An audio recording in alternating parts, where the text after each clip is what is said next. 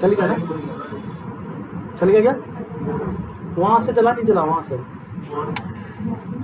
Skeletal system की तीसरी class आपके सामने है और हम पढ़ेंगे इस क्लास में। सबसे पहला टॉपिक लेते हैं एम्पुटेशन।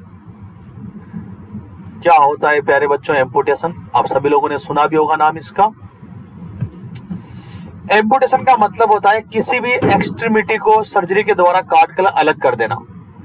किसी भी एक्सट्रीमिटी को सर्जरी के द्वारा काट कर अलग कर देना एम्पुटेशन कहलाता है। समझ गए बात को? अरे समझे नहीं समझे? सर्जिकल रिमूवल ऑफ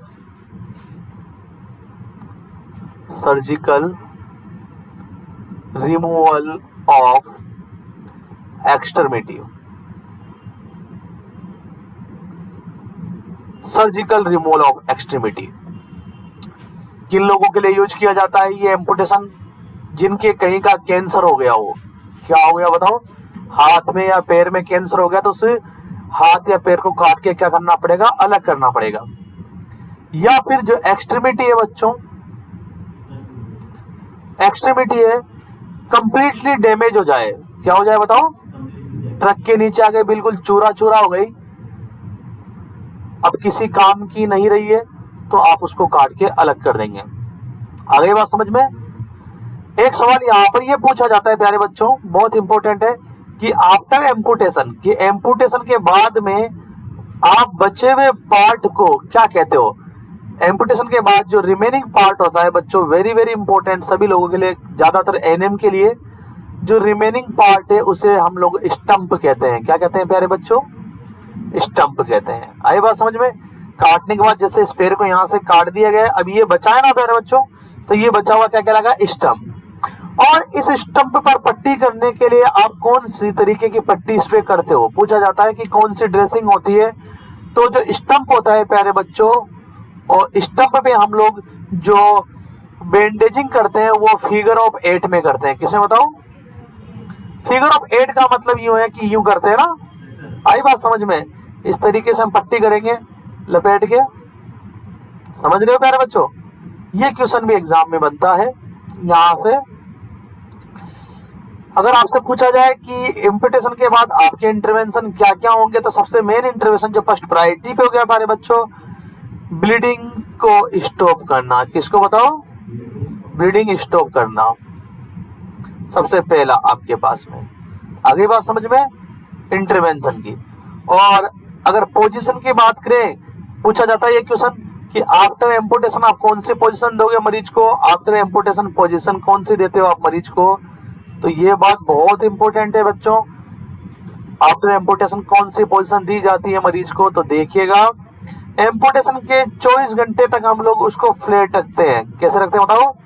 हाँ, फर्स्ट 24 आवर्स, शुरुआत के 24 घंटे मरीज को हम फ्लैट पोजीशन में लेटाएंगे। किसमें बताओ बच्चों? एकदम सीधा, किसी प्रकार का कोई तकिया वगैरह नहीं लगाएंगे।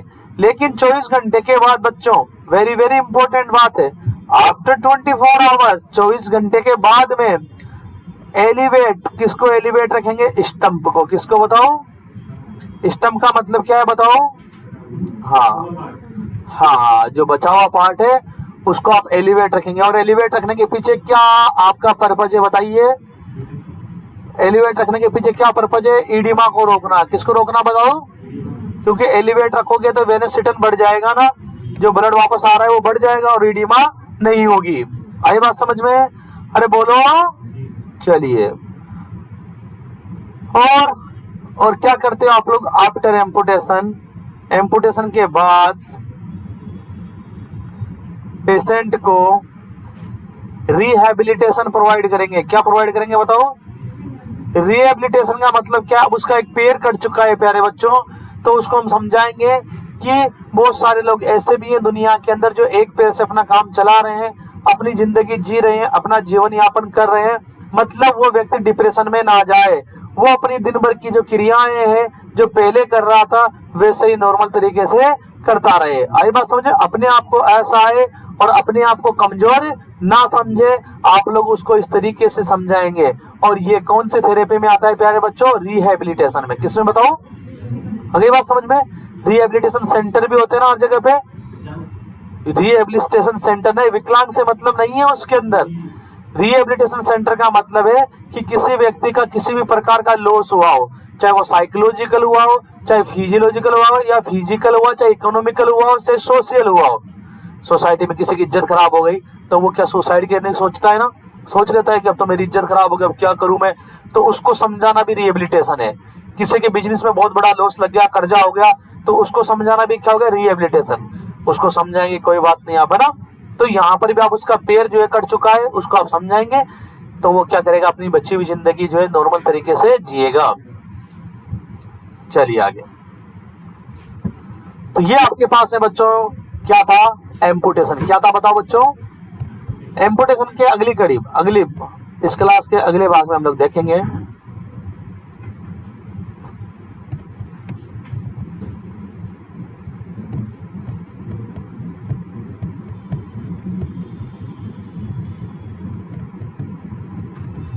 इस क्लास के अगले भाग में हम बात करते हैं, देखिए प्यारे बच्चों,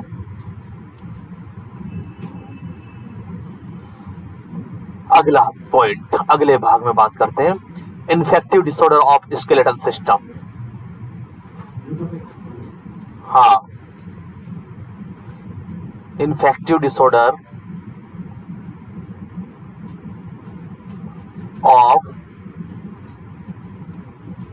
स्केलेटल सिस्टम। कौन कौन से ऐसे डिसऑर्डर है स्केलेटल सिस्टम के जो इन्फेक्शन की वजह से होते हैं। सबसे पहले बात करेंगे हम लोग बच्चों रूमेटिक की। किसकी बात करेंगे, रूमेटिक। सबसे पहले बात करेंगे आप लोग रूमेटिक के बच्चों। देखिए प्यारे बच्चों, रूमेटिक क्या है, पहले इसके बारे में आपको समझना जरूरी है। देखो इधर देखिए, ये रूमेटिक, इधर देखिए, आप लोगों ने बहुत बार नाम सुना होगा इसका। रूमेटिक एक तरह का फैक्टर होता है, मैं आपको बता दूं, आपके ब्लड के अंदर होता है, ब्लड में। और जब ये ब्लड के अंदर बढ़ जाता है ये रूमेटिक, तो इसका मतलब ये है कि आपके ब्लड में कोई ना कोई क्या है, बताओ बच्चों, इन्फेक्शन है। आई बात समझ में। सबसे पहले आप रूमेटिक वर्ड को समझे। तो रूमेटिक वर्ड क्या है, एक फैक्टर है। आपके रूमेटिक की जांच होती है ना, आपके ब्लड से होती है ना। तो अगर रूमेटिक बढ़ा हुआ है तो इसका मतलब आपके ब्लड में किसी न किसी प्रकार का इन्फेक्शन है। तो आपके ब्लड के अंदर किसी प्रकार का इन्फेक्शन है, रूमेटिक है, और वो रूमेटिक अगर स्केलेटल सिस्टम से संबंधित है, तो आप देखेंगे यहाँ पर रूमेटिक स्केलेटल सिस्टम में दो प्रकार के होते हैं। कितने प्रकार के होते हैं, दो प्रकार के रूमेटिक आपको देखने को मिलेंगे स्केलेटल सिस्टम में। कौन कौन से दो प्रकार के सर, एक का नाम है रूमेटिक आर्थराइटिस, एक है रूमेटॉइड आर्थराइटिस। ध्यान से समझिएगा प्यारे बच्चों, बहुत काम की चीज है। Rheumatic arthritis and rheumatoid arthritis, rheumatic arthritis and rheumatoid, देखो दो नाम है। एक तो क्या है बच्चों बताओ, रूमेटिक, एक क्या है, रूमेटॉइड आर्थराइटिस। आई बात समझ, रूमेटिक एंड रूमेटॉइड, दो नाम देखे आप लोगों ने, अरे देखे नहीं देखे।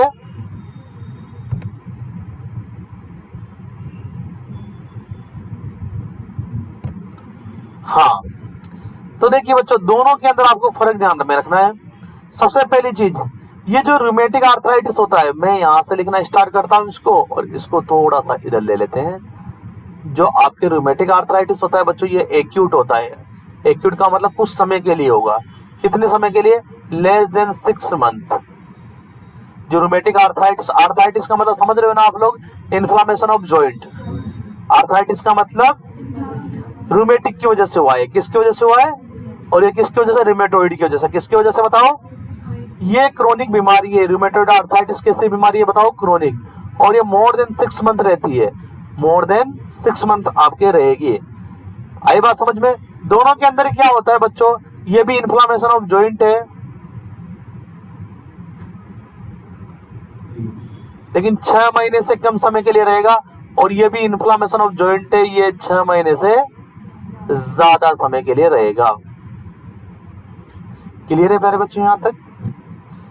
कारण की बात करें हम लोग, कोजेज, कोजेज की बात करें तो ये जो रूमेटिक आर्थराइटिस, कौन सा बताओ, रूमेटिक आर्थराइटिस किसकी वजह से होता है। आपको पता होना चाहिए कि रूमेटिक वर्ड जो है मेनली, या रूमेटिक सबसे ज्यादा किसकी वजह, बीटा हेमोलाइटिक स्ट्रेप्टोकोकस की वजह से। किसकी वजह से, रूमेटिक आर्थराइटिस पढ़ाई थी ना मैंने, अरे रूमेटिक हार्ट डिजीज भी तो पढ़ाई थी मैंने, तो वैसे वैसे यही भी है, वो हार्ट को अफेक्ट करता है रूमेटिक, ये किसको अफेक्ट करता है, जॉइंट को, कारण वही है बीटा हिमोलाइटिक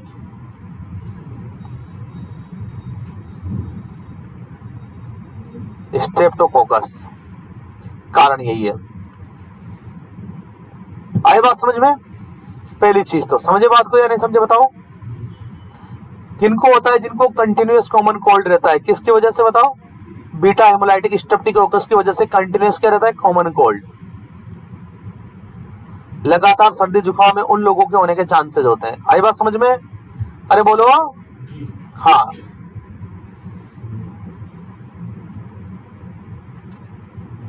और इसमें क्या देखने को मिलता है बच्चों, stiffness of joint, stiffness of joint.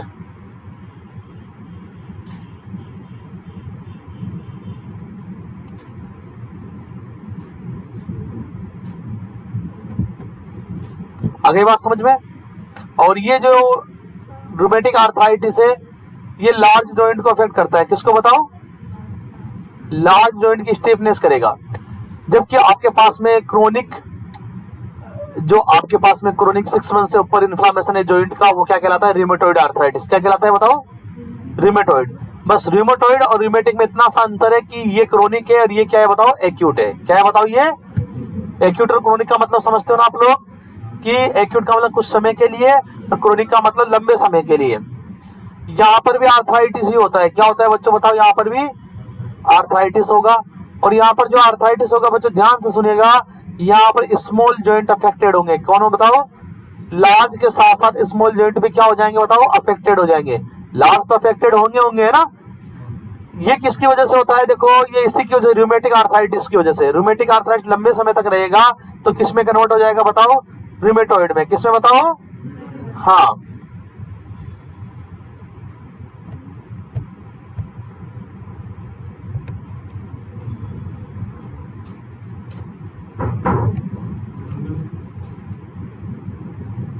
बंद कर लो।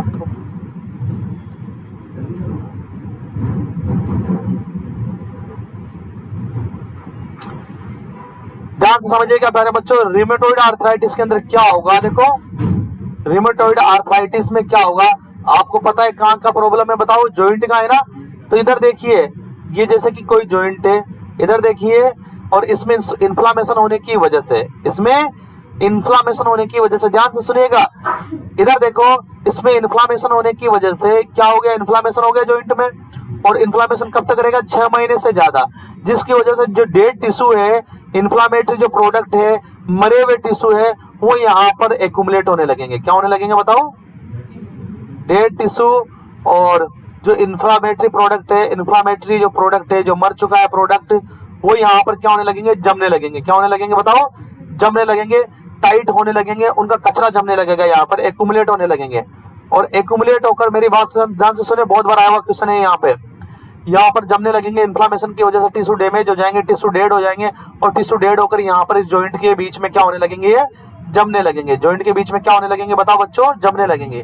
तो ये जो डेड टिश्यू, ये इन्फ्लामेटरी प्रोडक्ट यहाँ पर जम रहे हैं, टाइट हो रहे हैं, इनको बोलते हैं पेनस। क्या बोलते हैं बताओ, ये पूछा गया क्वेश्चन है, पेनस किस में बनता है, रिमेटॉइड आर्थराइटिस में। किस में बनता है बताओ, किस में बनता है बताओ, बोलो,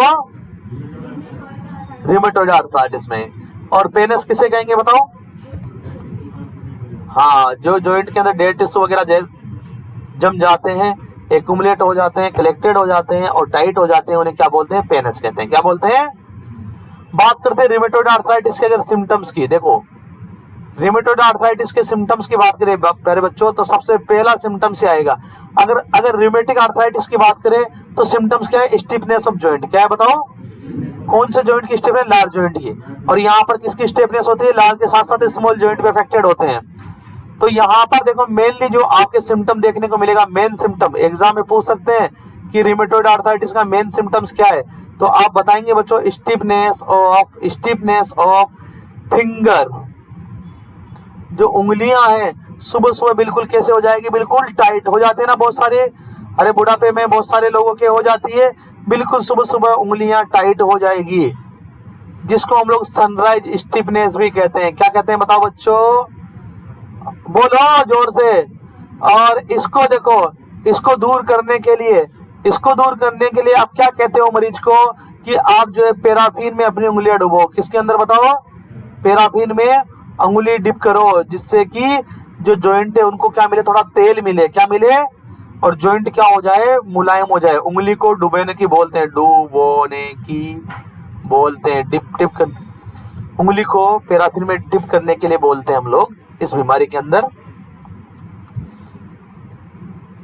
आई बात समझ में बच्चों? पूछा जाएगा उंगलियों की क्या करेंगे, उंगलियों का बताओ, पैराफिन में डिप करने के लिए बोलेंगे, स्टिफनेस को सही करने के लिए। और क्या देखने को मिलता है, देखो सिम्टम, और सिम्टम क्या देखने को मिलते हैं आपके पास में, स्वान नेक डिफॉर्मिटी। स्वान नेक, ये भी आया हुआ क्वेश्चन है कि स्वान नेक डिफॉर्मिटी, ध्यान से सुनिएगा प्यारे बच्चों, कौन सी बीमारी में देखने को मिलती है, रिमेटॉइड आर्थराइटिस में। ये क्या है सर, स्वान नेक डिफॉर्मिटी में ये है बच्चों कि आपकी जो उंगली है, आपकी उंगली ऊपर से ऐसे हो जाएगी जैसे कि सारस की गर्दन है। किसकी है बताओ, स्वान का मतलब क्या होता है ना, हंस को बोलते हैं ना, तो ऊपर से जो उंगली ऐसी हो जाएगी मुड़कर, जैसे कि क्या है बताओ, सारस की गर्दन है। आई बात समझ में? तो उसे क्या बोलेंगे हम लोग, स्वान नेक डिफॉर्मिटी। क्या बोलेंगे बताओ, हाँ, इतना टाइट हो जाएगा जॉइंट, इतना टाइट। कौन सा जॉइंट का अफेक्ट करता है बताओ, कौन सा जॉइंट है यहाँ पे बताओ, अरे कौन सा जॉइंट है ये, इंट्राफेलेंजियल जॉइंट। कौन सा, इंट्राफेलेंजियल जॉइंट ही है ना। तो यहाँ पर देखो ये एक स्वान नेक डिफॉर्मिटी क्या बनाया मैंने, अब मैं पूछना चाहूंगा एक मिनट, ये मैंने काय का चित्र बनाया है, ये क्या है बताओ, कोई नहीं बोलेगा ये क्या है, ये काय का चित्र है, हाँ फाइबर के पे काय का चित्र है, ये किस चीज का चित्र बनाया मैंने, अरे उंगली है, उंगली क्या है ये, उंगली ऐसी हो जाएगी उसकी।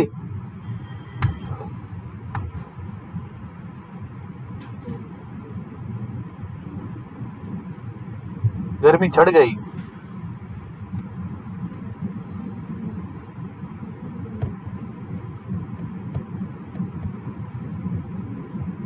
कि स्वान नेक डिफॉर्मिटी कौन सी बीमारी में देखने को मिलती है, तो आपका आंसर रहेगा रिमेटॉइड आर्थराइटिस। रिमेटॉइड आर्थराइटिस, आई बात समझ में? और क्या सिम्टम देखने को मिलेंगे बच्चों, क्रेपिटस। क्रेपिटस का मतलब ये है आपके पास में, आप जब बैठेंगे, आप खड़े होंगे तो कड़कड़ की आवाज आएगी आपके घुटनों से, आपके जॉइंटों से, फिर तुमको आ गया मेरा तो बुढ़ापा, बोलते हैं ना, पटपट की आवाज आती है। तो जॉइंट मूवमेंट के टाइम साउंड प्रोड्यूस करेगा जॉइंट आपका, साउंड। बात करें हम डायग्नोसिस की, डायग्नोसिस नहीं, ये केवल जो ये आपके पास में जो मैंने लिखा है सिम्टम, ये रिमोटॉइड के हैं। किसके बताओ, रूमेटिक का तो इतना सही है कि जो है लार्ज जॉइंट अफेक्टेड होते हैं, आगे बात समझ में। लेकिन जो डायग्नोसिस लिखा रहा हूं ये बहुत दोनों का कॉमन है, दोनों का कॉमन है। जो डायग्नोसिस है ये नाम आप लोग याद रखेंगे प्यारे बच्चों, बहुत इंपॉर्टेंट है। आपने रूमेटिक आर्थराइटिस, रूमेटिक उसके अंदर किया था आपने, कार्डाइटिस के अंदर भी आपने रूमेटिक फीवर पढ़ा था ना वहां पे, तो रूमेटिक फीवर में भी आपने एएसओ टेस्ट कराया था, हाँ। एएसओ का मतलब है एंटी स्ट्रेप्टोलाइसिन ओटाइटर, नाम सुना है मैंने, लिखा है भी था, एंटी स्ट्रेप्टोलाइसिन ओटाइटर। इस टाइटर का मतलब क्या है बताओ, टाइटर का मतलब क्या है बताओ, पढ़ के आना, टाइटर का मतलब क्या है, मैंने बताया है, लिखवाया भी है। ईएसआर बढ़ी हुई रहेगी, सीआरपी पॉजिटिव रहेगा मरीज। सीआरपी का मतलब क्या है बताओ, सीआरपी का मतलब क्या है, full form C reactive protein. क्या है बताओ, हाँ सी रिएक्टिव प्रोटीन। अगर ये पॉजिटिव तो ये क्या बताती है बताओ, इन्फेक्शन को बताती है। किसको बताती है बताओ, हाँ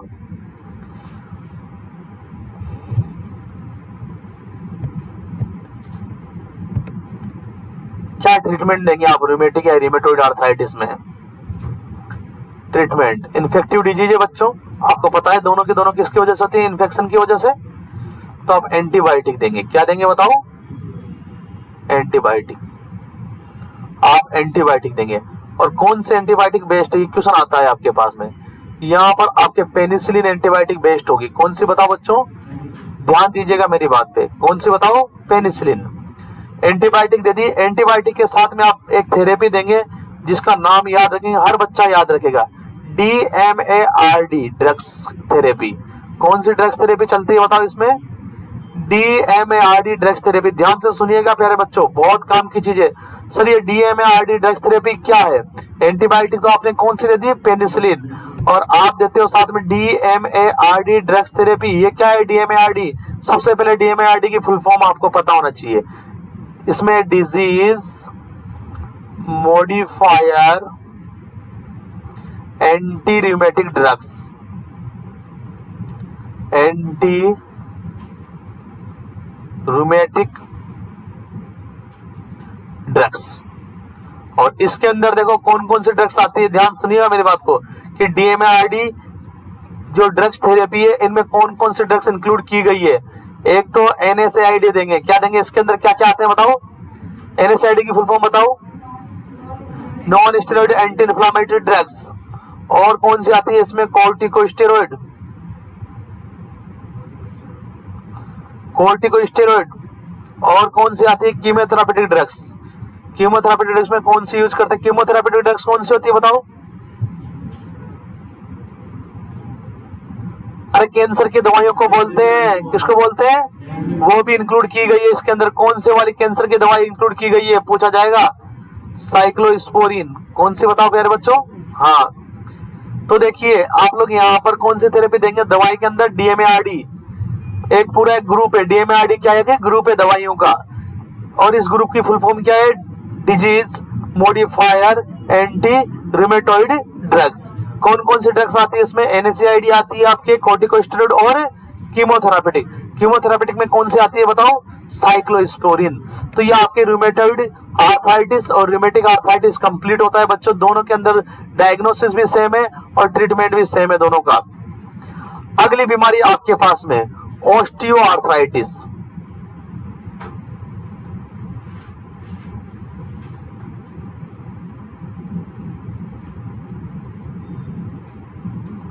ऑस्टियोआर्थराइटिस, जैसा कि नाम से सो है, आर्थराइटिस का मतलब तो जॉइंट का इन्फ्लामेशन, ऑस्टियो मतलब बोन, बोन और जॉइंट दोनों का इन्फ्लामेशन हो जाता है, बोन एंड जॉइंट दोनों का इन्फ्लामेशन अगर हो जाए तो ये क्या कहलाएगा प्यारे बच्चों बताइए, ऑस्टियोआर्थराइटिस। क्या कहलाएगा बताओ, हाँ। ये देखो इसका कारण क्या होता है बच्चों, किसी भी वजह से आपके जॉइंट में या आपकी बोन में कोई इन्फेक्शन चला गया। किस किस वजह से जा सकता है वो इन्फेक्शन, किसी इंजरी की वजह से जा सकता है, कोई सर्जरी हुई आपके उस वजह से जा सकता है, यहाँ से आई बात समझ में, या फिर ब्लड के द्वारा भी जा सकता है, किसी भी इन्फेक्शन की वजह से हो जाएगा ये। और इन्फेक्शन किस किस वजह से जा सकता है, आपके इंजरी की वजह से जा सकता है। किस वजह से बताओ, कोई सर्जरी करी आपने घुटने की, उस सर्जरी के अंदर आपने एसेप्टिक टेक्निक यूज नहीं करी तो उस वजह से भी आपके इन्फेक्शन आपके बोन और जॉइंट में जा सकता है।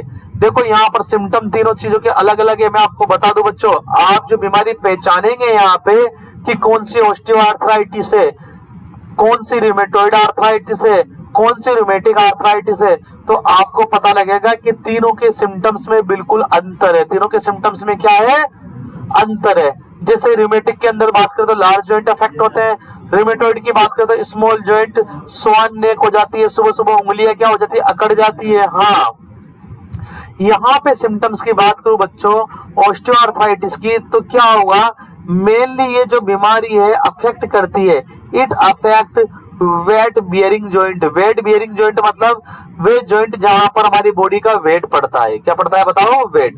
कौन कौन से, देखो कौन कौन से जॉइंट है जिन पे हमारी बॉडी का वेट पड़ता है।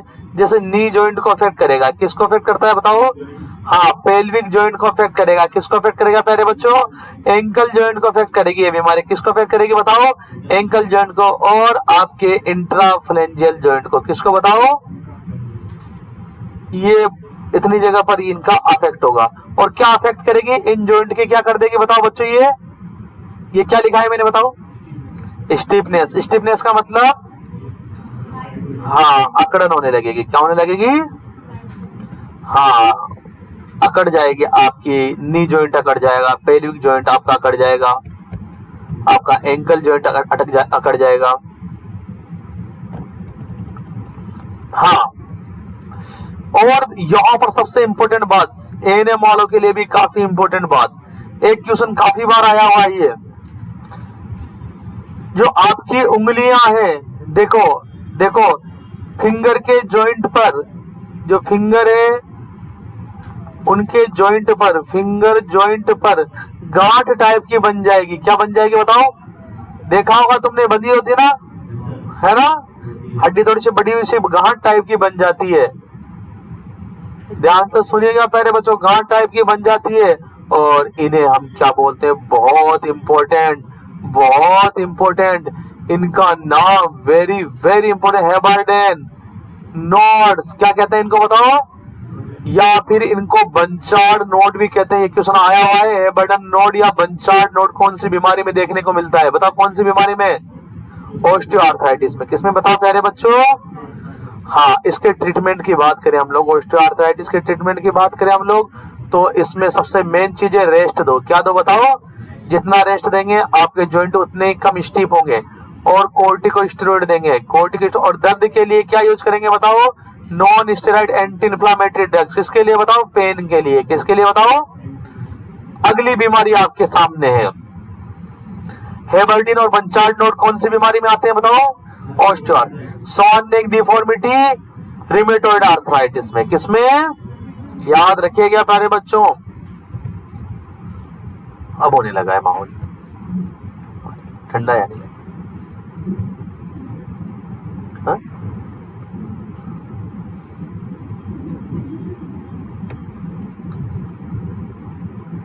तो rest, corticosteroid and non steroidal anti inflammatory drugs हम इसमें देते हैं। अगली बीमारी आपके सामने प्यारे बच्चों, ऑस्टियोपोरोसिस। ऑस्टियोपोरोसिस नाम से समझो, ऑस्टियो का मतलब बोन और पोरोसिस का मतलब खोखली हो जाना। क्या हो जाना? अरे हड्डियां खोखली हो जाना। बताओ हड्डियां खोखली क्यों हो सकती है? उसमें कैल्शियम निकल जाए। क्या निकल जाए? क्योंकि हड्डियों में 85% कैल्शियम होता है। क्या होता है 85%? वो कैल्शियम निकल जाए।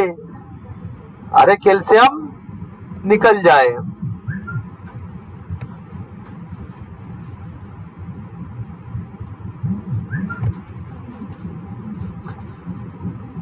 हिंदी में लिख लेंगे आप लोग, इसमें क्या होगी? आपकी हड्डियां जो है खोखली हो जाएगी, अरे लचीली हो जाएगी, अरे कमजोर हो जाएगी। और हड्डियां कमजोर हो गई तो जल्दी टूट जाएगी।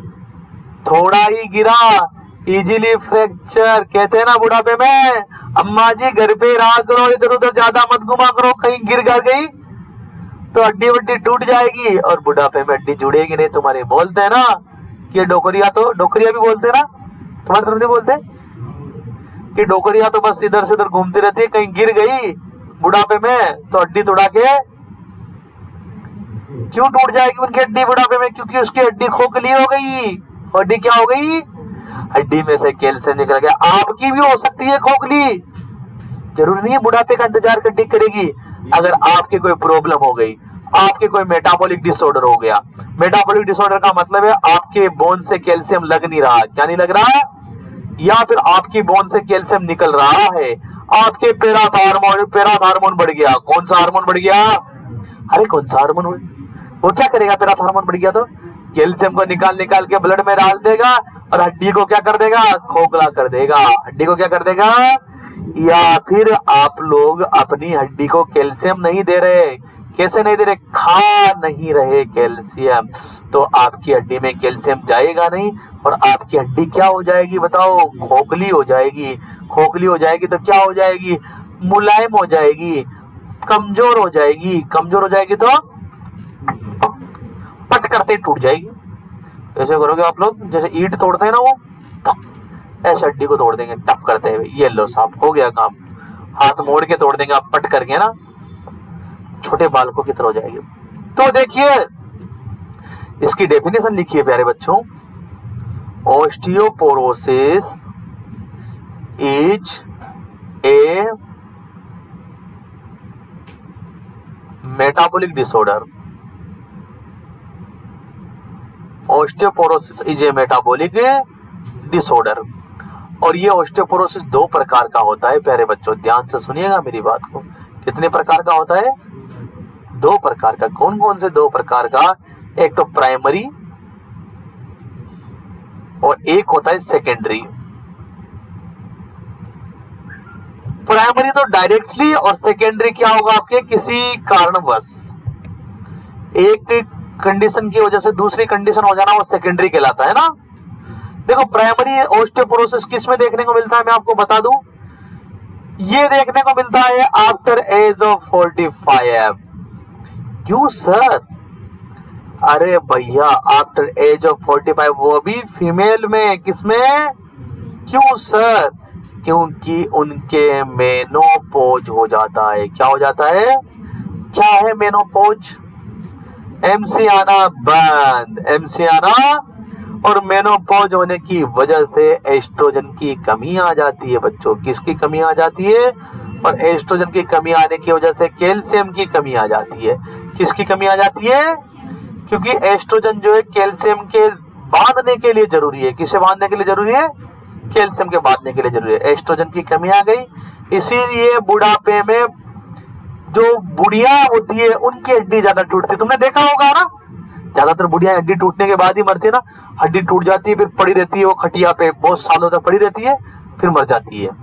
तो बुढ़ियाओं का ज्यादा क्यों होता है हड्डी टूटना? क्योंकि उनके मेनोपॉज होता है, उनके एस्ट्रोजन की कमी आ जाती है, और एस्ट्रोजन की कमी होने की वजह से कैल्शियम की कमी आ जाती है। कैल्शियम की कमी आने की वजह से हड्डियों को कैल्शियम नहीं मिल पाता, हड्डियां उसकी जो है खोखली हो जाती है।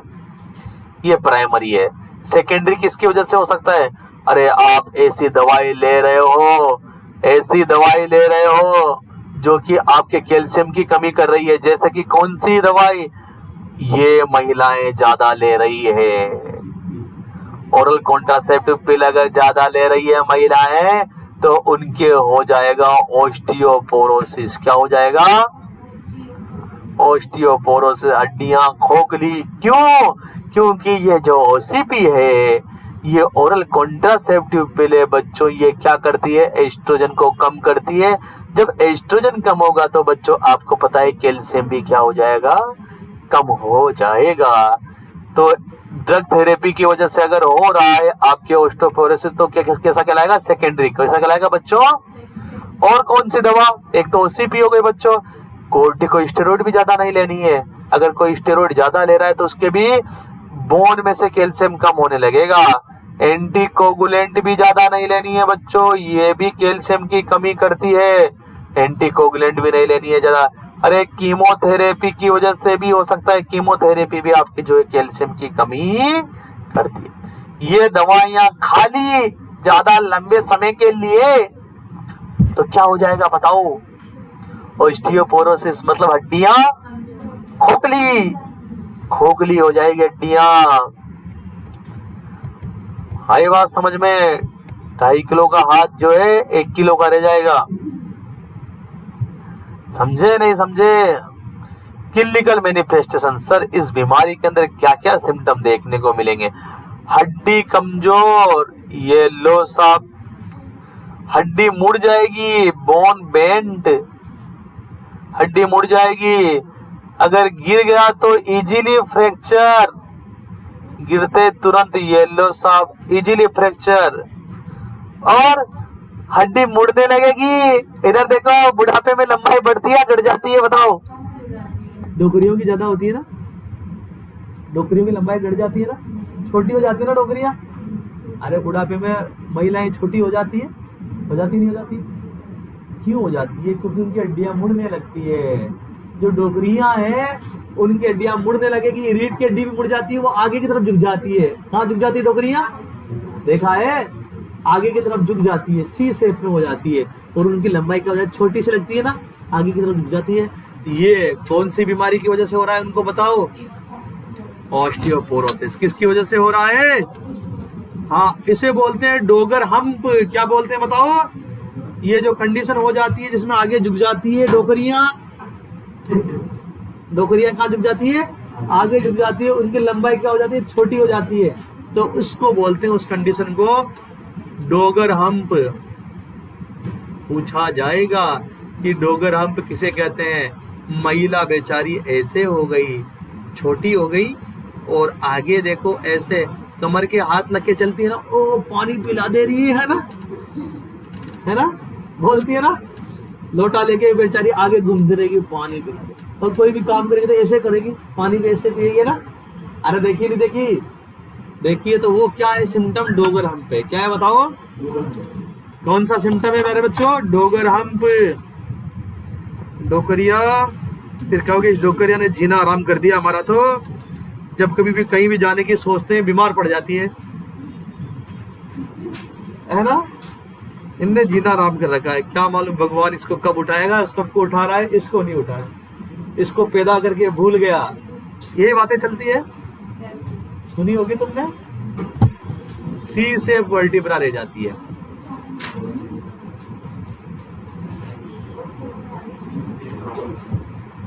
डोकरिया की लेंथ क्या हो जाती है, कम, छोटी हो गई, है ना। हाँ, माचिस की डिब्बे में फेंक कर लो, इतनी सी हो जाती है बहुत सारी, तो ऐसे लगती है ना। तुम्हारी भी होगा, टेंशन मत लो। हाँ, बचपन खेल में खोया और जवानी नींद भर सोया, बुढ़ापा देख के रोया, है ना। वही है।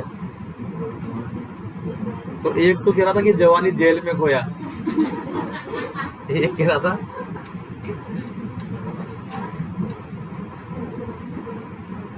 डायग्नोसिस क्या करेंगे बच्चों, देखो बहुत इंपॉर्टेंट है इसका डायग्नोसिस, काफी इंपॉर्टेंट है, काफी बार आया एग्जाम में।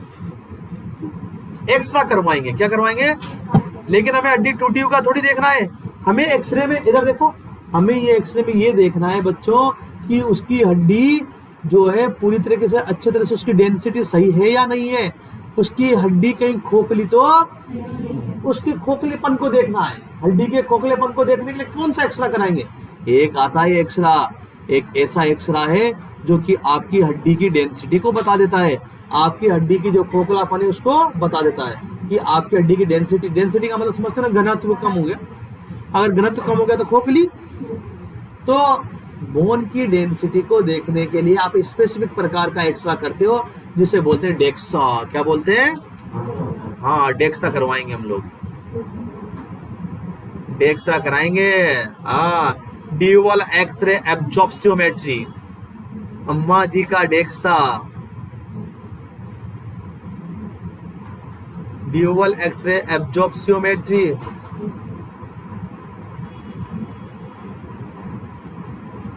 क्यों कराया जाता है बताओ, to check bone density, bone की डेंसिटी को चेक करने के लिए। आगे बात समझे बच्चों,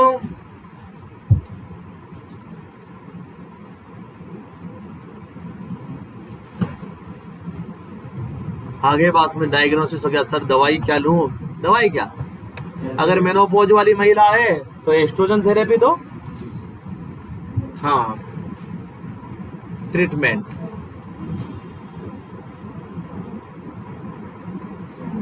ट्रीटमेंट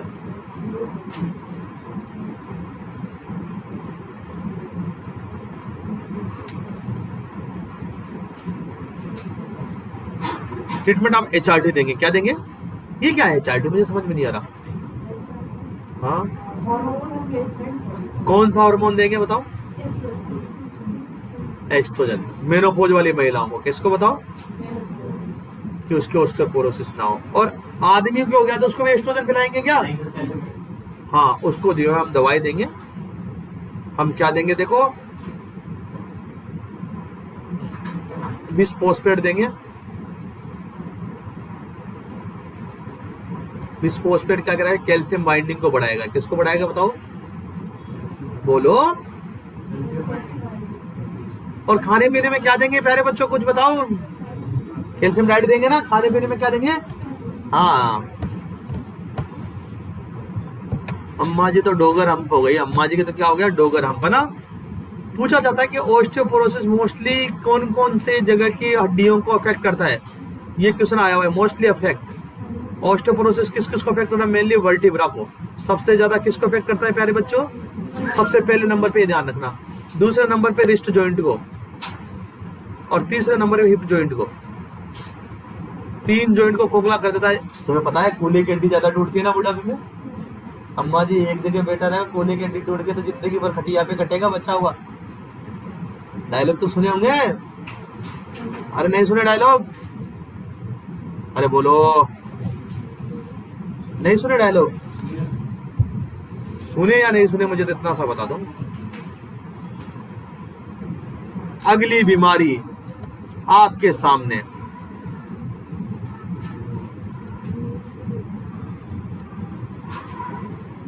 अगली बीमारी अब है आपके पास में ऑस्टियोमलेशिया। ये क्या है? ये क्या है बच्चों? हड्डी क्या मलेशिया चली जाती है क्या? हाँ, ऑस्टियोमलेशिया ये एक तरह का बच्चों न्यूट्रिशन डेफिशिएंसी डिसऑर्डर है। कैसा डिसऑर्डर है बताओ? सर कौन से न्यूट्रिशन डेफिशिएंसी डिसऑर्डर है? आपको एक बात बताएं बच्चों, आपने रिकेट्स का नाम सुना है? किस किस ने सुना है? सभी ने सुना है। क्या होता है रिकेट्स? विटामिन डी की कमी। किसके अंदर बच्चों? बच्चों में। किसमें? आप में नहीं, आप तो केवल बोलने के बच्चे हैं ना, आप सब एडल्ट हो। बच्चों में अगर विटामिन डी की कमी आ जाती है तो उसे क्या बोलते हैं प्यारे बच्चों? और अगर आप में विटामिन डी की कमी आ जाए तो क्या बोलेंगे आप लोग? बोलिए, क्या बोलेंगे? क्या बोलेंगे? विटामिन डी की कमी आ गई आपके अंदर। अब तो समझ में आ गई आपको? आपके जैसे विटामिन डी की कमी आ गई, आप चले गए मलेशिया। कहाँ चले गए? हो गए आपकी हड्डियां मलेशिया चली गई। भैया मैनेजमेंट, और यार इसका इलाज बताओ, बहुत खतरनाक बात है। इसका इलाज क्या करोगे? विटामिन डी देंगे, सीधी सीधी बात है। विटामिन डी सबसे पहले क्या देंगे बताओ? डाइट। अगर डाइट से भी काम ना चला तो सप्लीमेंट। ध्यान से सुनो, सप्लीमेंट से भी काम ना चला तो अरे टेबलेट, विटामिन डी की टेबलेट, फिर भी काम ना चला इंजेक्शन। समझ गए? ऐसे तो देते हैं, पहले खिला के देखो विटामिन डी, काम हो जाए तो दवाइयां मत दो, फिर विटामिन डी का पाउडर दो, जो सप्लीमेंट आते हैं, जो कि नेचुरल सप्लीमेंट आते हैं ना, फिर भी काम है विटामिन डी की भी दो, गोली दो, गोली से भी काम है, इंजेक्शन। सप्ते में 1 लगता है विटामिन डी का इंजेक्शन, है ना? अगर इंजेक्टेबल चलाएंगे तो सप्ते में कितना लगता है? 1 लिख लेंगे आप लोग। चलिए बच्चों आगे।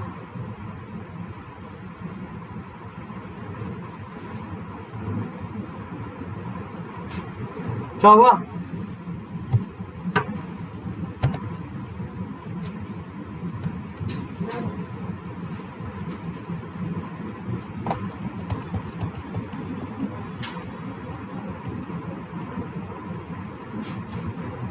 अगली बीमारी आपके सामने है। बहुत ही छोटी छोटी बीमारियां हैं, तो नाम तक याद रखने बस। पेजेट डिजीज, ये बच्चों बोन का एक तरह से कैंसर है। क्या है बताओ? इसमें क्या होता है बच्चों? इधर देखो, इधर देखो, इधर देखो, जो हड्डी है, जैसे इधर देखो, इधर देखिए प्यारे बच्चों, जैसे ये कोई हड्डी है, सामने देखो, ये भी नॉर्मल हड्डी है। अगर इसमें पेजेट डिजीज हो जाएगी तो इस हड्डी के अंदर ओवर ग्रोथ हो जाएगी। क्या हो जाएगी बताओ? हड्डी में क्या होने लगेगी? Over growth. और ऐसी दिखेगी ये हड्डियां, जब एक्सरे कराएंगे आप लोग, ये जो ओवर ग्रोथ हुई है हड्डी की, ये ऐसी देखने को मिलेगी एक्सरे के अंदर जैसे रुई हो। क्या हो बताओ? रुई हो। आई बात समझ? जैसे रुई दिखती है ना, वैसे देखने को आपको मिलेगी। तो पेजेट डिजीज, ओवर ग्रोथ हो बोन। बहुत सिंपल सी बातें, इतनी इजी सब कैसे पढ़ा देते? इतना इजी तो पढ़ाऊं मत, हम खुद पढ़ लेंगे। तुम तो कभी नहीं बोलेगे, सब कुछ मैं ही बोल देता। हो गया? इतना इजी चीजें। Over growth of bone is Paget disease. कौन सी डिजीज? हाँ, कैसा देखने? एक्सरे कराओगे एक्सरे तो क्या देखने को मिलेगा? इधर देखो, कॉटन की तरह या ऊन की तरह, कॉटन वूल बोन, ऊन की तरह की हड्डियों का दिखेगा एक्सरे में, जैसे ऊन होती है ना ऐसे देखने को मिलेगा एक्सरे के अंदर, बड़ी हुई हड्डियां कॉटन की तरह देखने को मिलेगी। इलाज क्या है बच्चों? इलाज ट्रीटमेंट क्या करूं सर? ट्रीटमेंट तो कैंसर है तो एंटी नियोप्लास्टिक चलाएंगे ना। अरे कीमोथेराप्यूटिक ड्रग्स जिनको हम क्या बोलते हैं? एंटी नियोप्लास्टिक भी कहते हैं। क्या कहते हैं बताओ? एंटी नियोप्लास्टिक, जो कि नियोप्लाज्म को रोकती है। नियोप्लाज्म क्या होता है बच्चों बताइए? New growth. नियोप्लाज्म का मतलब, और एंटी नियोप्लास्टिक क्या काम करेगी बताओ? न्यू ग्रोथ को रोकने का काम करेगी। शाबाश। अगली बीमारी आपके सामने है,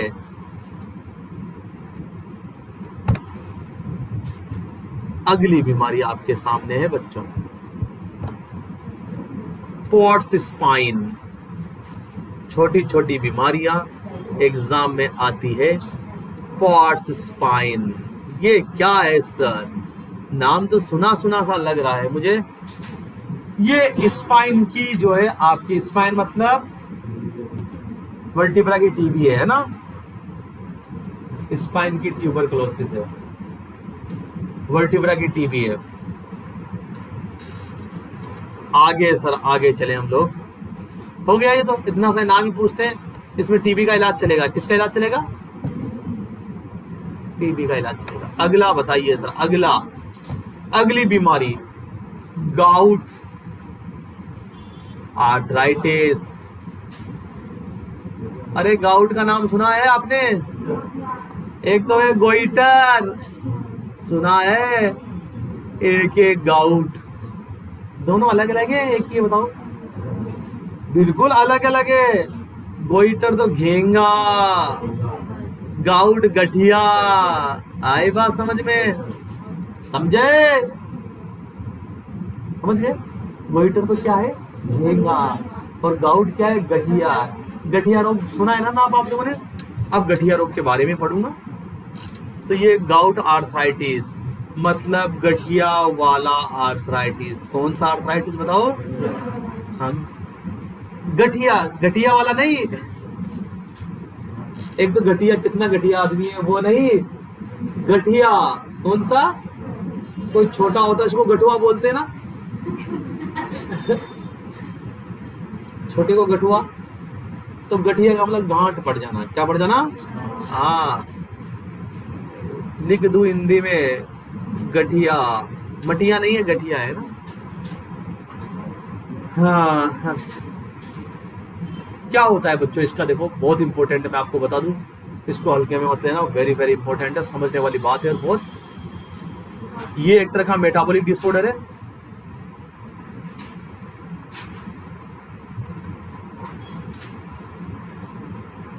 ये एक तरह का मेटाबॉलिक डिसऑर्डर। सबसे पहली बात, इसमें क्या होता है बच्चों?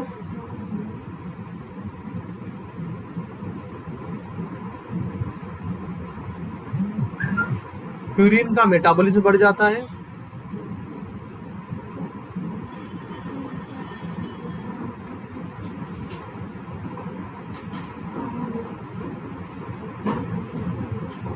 ये एक मेटाबॉलिक डिसऑर्डर है।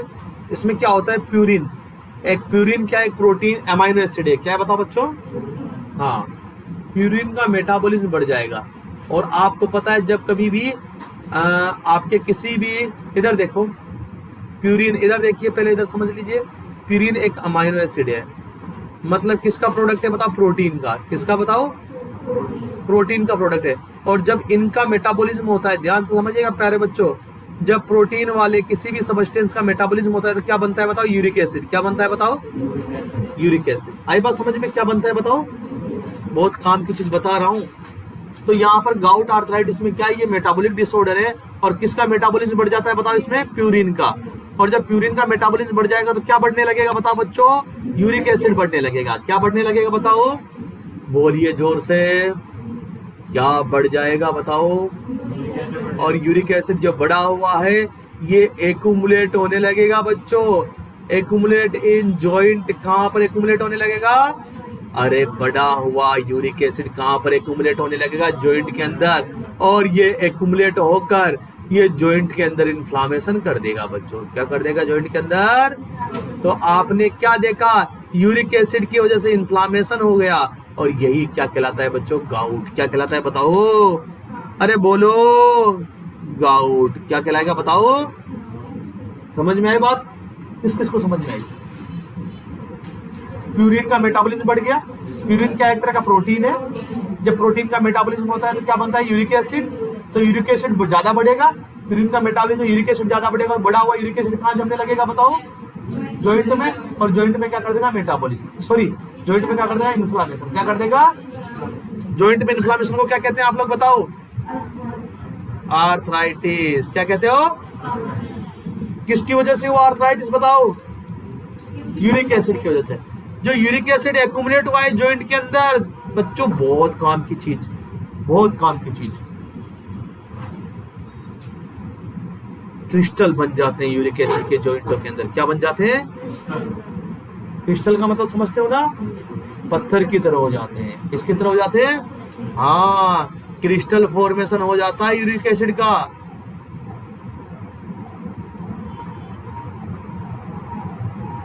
यूरिक एसिड का क्रिस्टल फॉर्मेशन हो जाता है।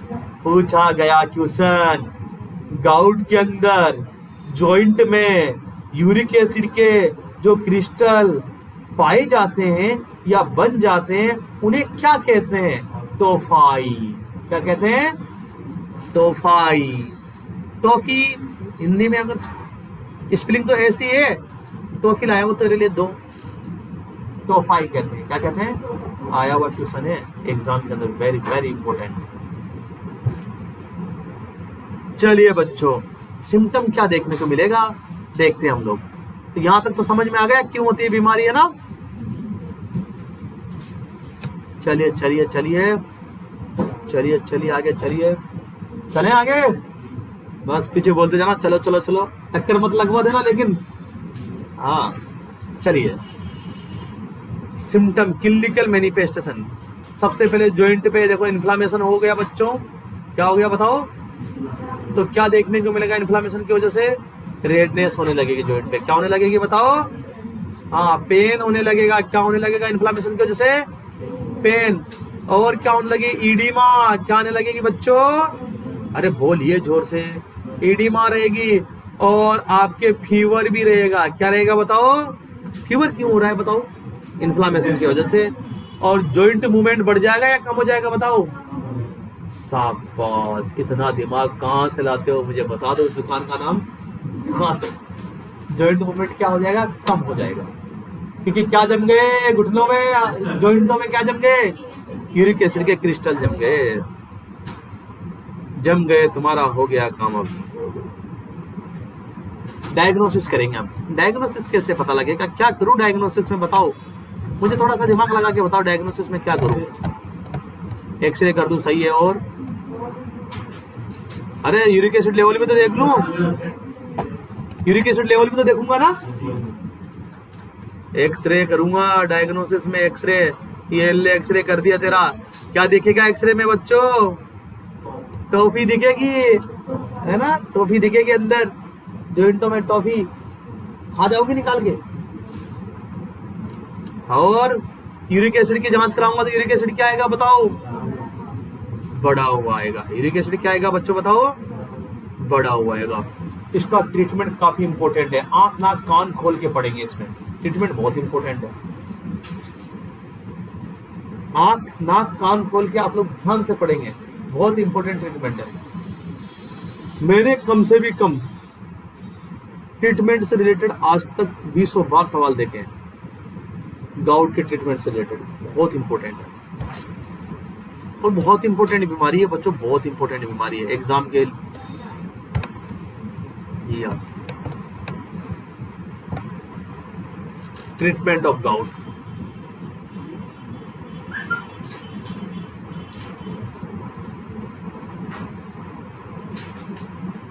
ट्रीटमेंट ऑफ गाउट, इधर देखो, गाउट का ट्रीटमेंट। कुछ नहीं करना है उसको, कुछ भी नहीं करना। केप लगा देंगे उसके। क्या लगा देंगे? गर्मी ज्यादा है, जी फॉर गाउट, क्या लगा देंगे? केप लगा देंगे। कसम से यही लगाएंगे, सच में केप ही लगाएंगे। इसका ट्रीटमेंट ही केप है, केप लगा देंगे। और उस केप से यूरिक एसिड कैसे कम हो जाए? अरे शॉर्ट फॉर्म में केप क्या है, शॉर्ट फॉर्म में बीमार जो दवाइयां देते हैं उसकी। आगे बात समझ में। C फॉर कोलिचिसिन,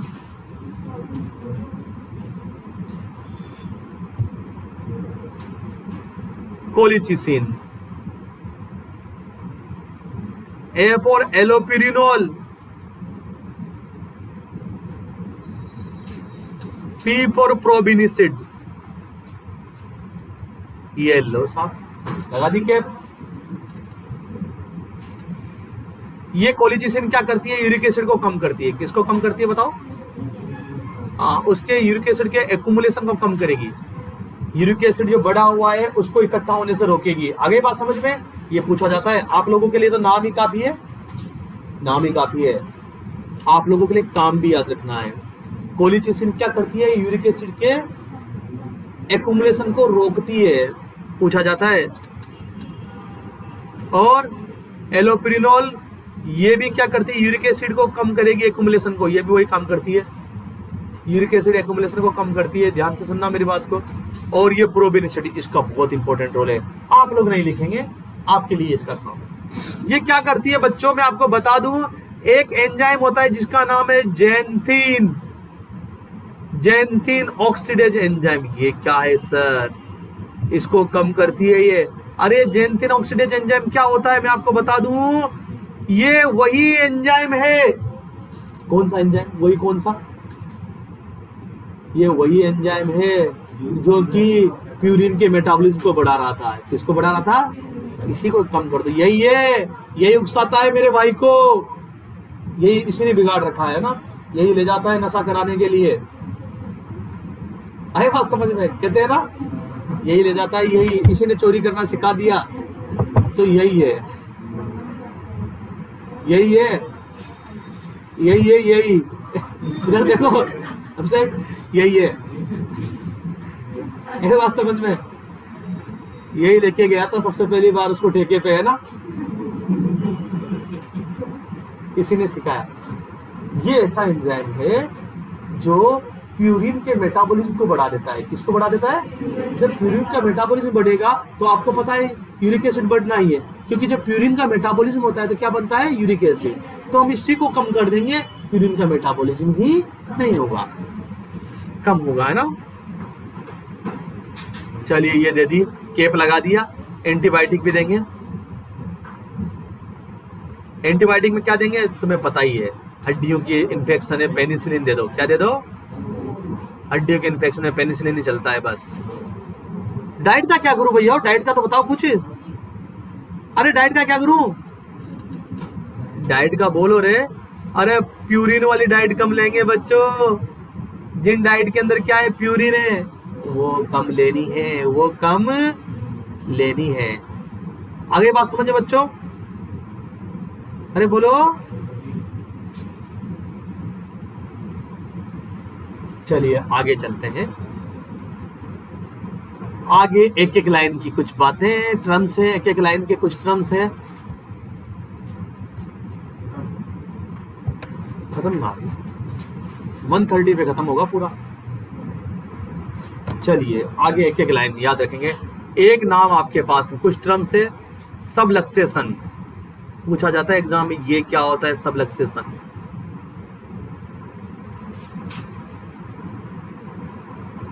देखो बच्चों क्या होता है, इधर देखिए प्यारे बच्चों, ये आपका जॉइंट है, इधर देखिए दो हड्डियों से मिलकर बनता है ना। यहाँ पर क्या होते हैं? जॉइंट के आसपास, ध्यान से समझो मेरी बात को सुने, ये जो जॉइंट होते हैं इसके आसपास सपोर्टिंग टिश्यू होते हैं। क्या होते हैं बताओ? सपोर्टिंग टिश्यू होते हैं जो कि जॉइंट को सपोर्ट देने का काम करते हैं। किसका काम करते हैं? बोलो। अब इस सबलक्सेशन वाली कंडीशन में क्या होता है?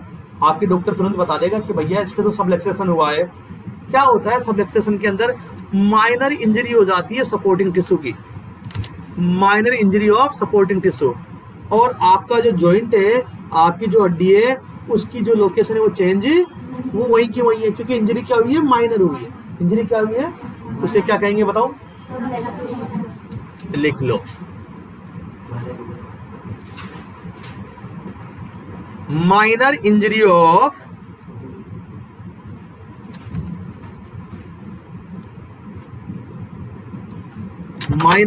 Of supporting tissue.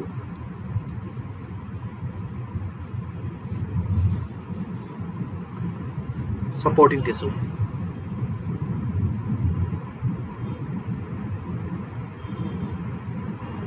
चलिए, और जो बोन की लोकेशन है नोट चेंज।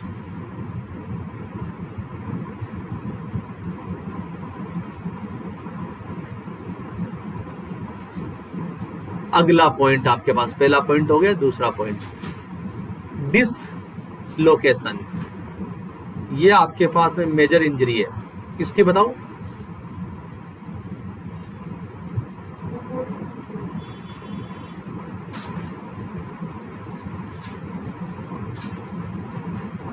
इसको नहीं बोलूंगा, समझ गए? दोनों में डिफरेंशिएट कर लेंगे। क्या है बताओ दोनों में अंतर? एक माइनर है, दूसरी क्या है बताओ? मेजर है। एक आपके पास में अगला नाम तो सुना होगा, स्प्रेन और स्ट्रेन, सुना है ना? Very very important. स्प्रेन का मतलब है बच्चों, ध्यान से सुनना, लिगामेंट इंजरी को बोलते हैं। किसको बोलते हैं बताओ? और स्ट्रेन किसे बोलते हैं? टेंडन इंजरी को। टेंडन और लिगामेंट में फर्क पता है ना आप लोगों को? क्या है बताओ टेंडन और लिगामेंट में फर्क? देखो नहीं, ये याद रखेंगे। Bubble BMT. देखो टेंडन क्या होते हैं? बोन को मसल से जोड़ने वाले होते हैं टेंडन, और बोन को बोन से जोड़ने वाले होते हैं लिगामेंट। आगे बात समझ में? हड्डी को हड्डी से कौन जोड़ेगा? लिगामेंट। हड्डी को मसल से कौन जोड़ेगा? टेंडन। अगर टेंडन में इंजरी होगी तो क्या कहलाएगी बच्चों? स्ट्रेन। उसमें भी टी है, इसमें भी टी है। और लिगामेंट में इंजरी होगी तो क्या कहलाएगी बताओ? स्प्रेन। समझ गए? और इसके इंटरवेंशन के लिए बहुत इंपॉर्टेंट बात, इसमें क्या इंटरवेंशन करते हैं दोनों बच्चे? इधर देखो, बाद में उतारेंगे दोनों में क्या इंटरवेंशन करते हैं। सामने देखिए, इसमें जो फॉर्मूला यूज करते हैं इंटरवेंशन में, वो राइस यूज करते हैं। क्या चावल खिलाएंगे क्या उसको? फिर ये राइस क्या है? सोड फॉर्म है। क्या कराएंगे उन लोगों को? अगर किसी के स्प्रेन, इधर देखो, स्प्रेन और स्ट्रेन हो गया तो क्या कराएंगे आप लोग? आर फॉर सबसे मेन चीज रेस्ट, आई फॉर उसके आइस लगाएंगे, सी फॉर कंप्रेसिव ड्रेसिंग करेंगे। क्या करेंगे बताओ? दबा के पट्टी बांध देंगे।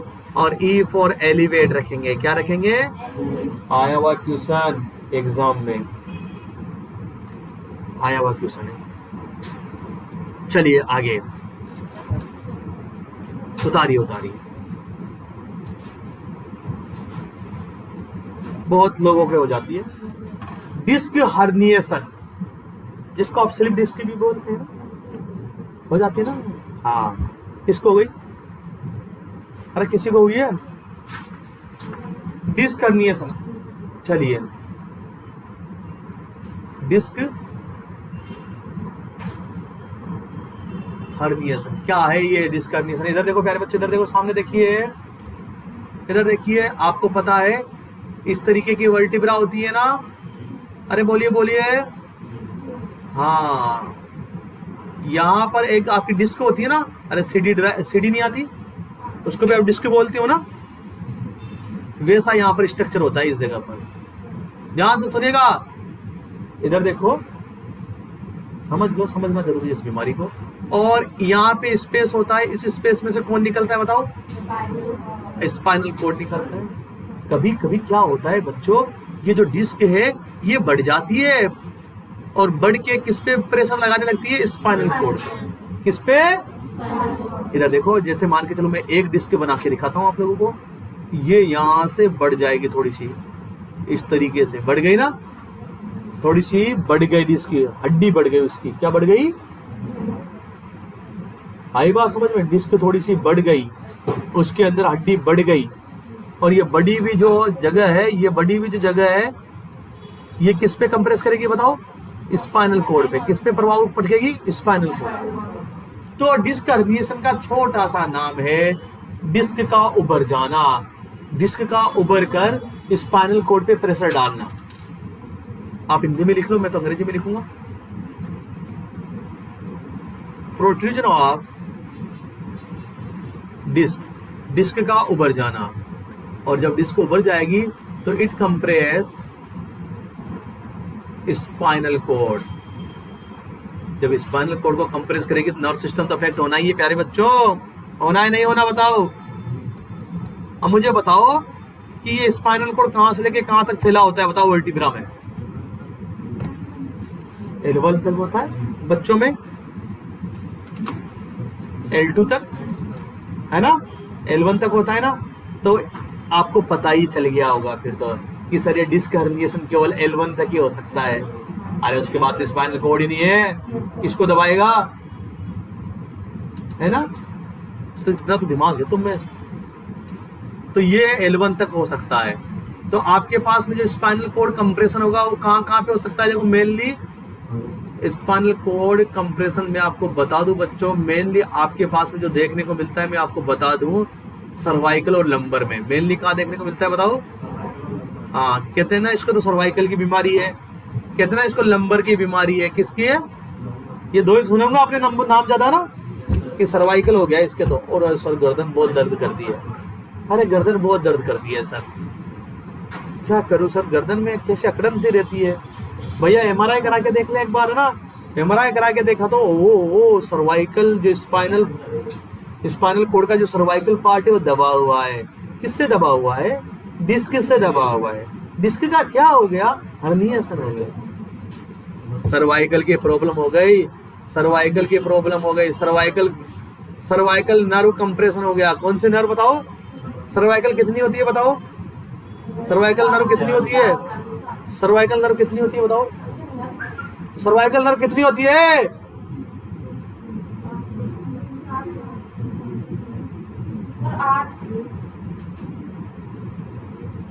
सर्वाइकल नर्व 8 होती है। कितनी होती है? कुछ नहीं करेंगे आप लोग, देखो एक छोटा सा बड़ी सी लौकी आती है ना, बड़ी लौकी, वो बड़ी वाली लौकी रखेंगे, लेंगे और उसको काट पीट के वो बना लेंगे। वो घूमते हैं ना वहां पे मथुरा के अंदर, जिसमें पानी भर के घूमते रहते ना। एक पीला कपड़ा लाना है कुछ, 2-4 मालाएं लानी है बस, बड़ी लौकी में से बनाना है, वो हाथ में पकड़ने वाला जिसमें पानी भर सके आप लोग आराम से। एक माला लेनी है, एक पीले कपड़े लेने, कुछ नहीं करना, वहां पे बैठ जाना है बस, और सिद्धि की प्राप्ति की तरफ दौड़ना है तुम्हें। आई बात समझ में? हो गया? तुम्हें यही पता नहीं है सर्वाइकल नर्व कितनी होती है? 8 होती है। कितनी होती है? 8 होती है।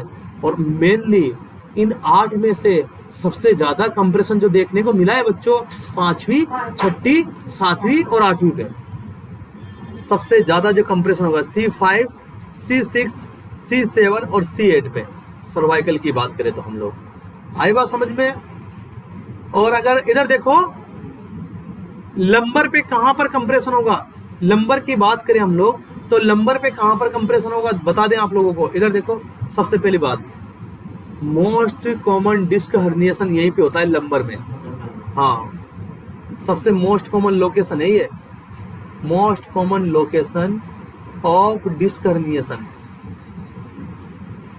चलो, और सबसे ज्यादा किसमें बताओ?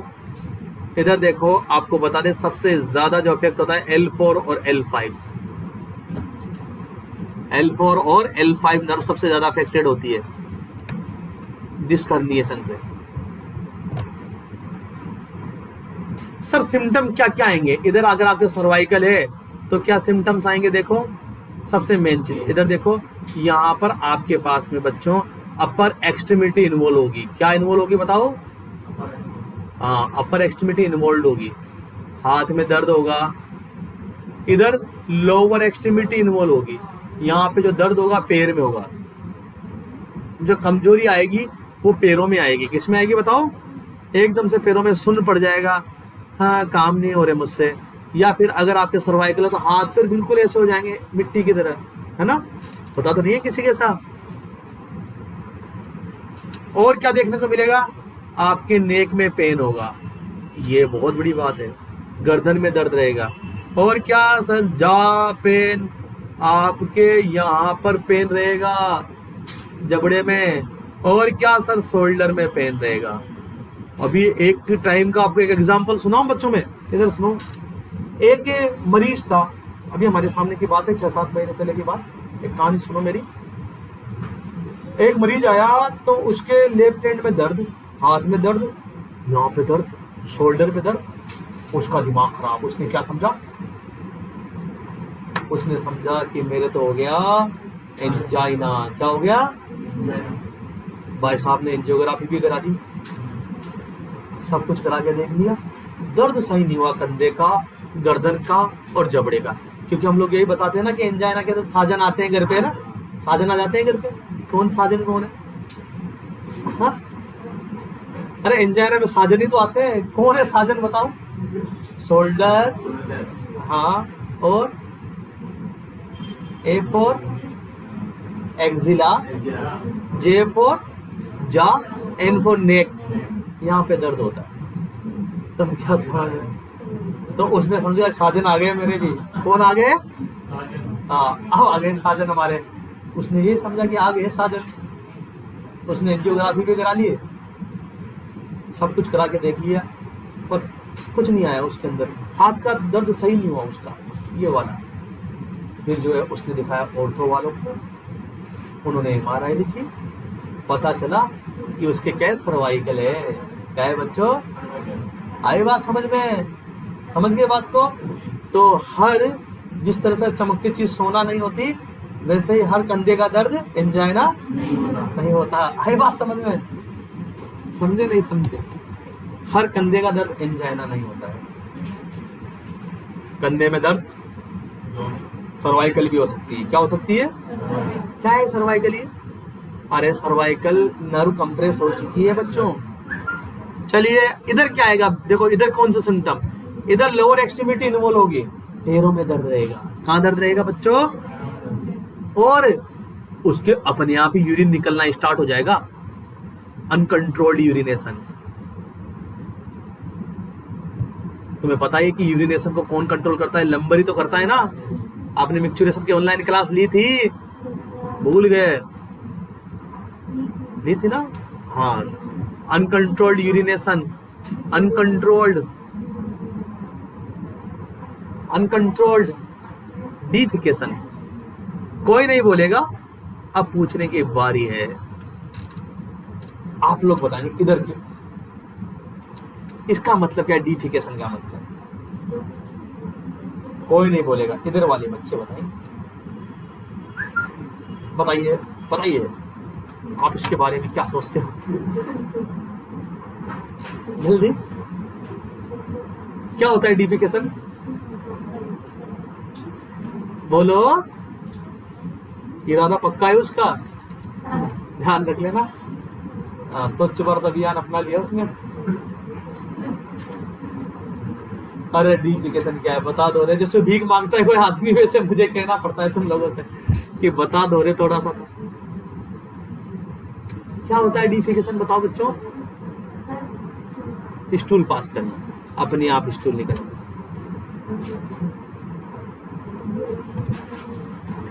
ऐसी कमजोरी है जो काजू बादाम ब्लड चढ़ाने से किसी से भी सही नहीं होगी। बहुत बड़ी कमजोरी है। मुझे लगता है ये आनुवांशिक बीमारी तो नहीं है, जन्मजात कमजोरी हो कहीं एक तो। जन्मजात कमजोरी तो नहीं है कि तुम्हारे, है ना? इतनी कमजोरी कहां से है भैया? कमजोर स्टूडेंट देखे हैं लेकिन तुम्हारे जैसे नहीं देखे।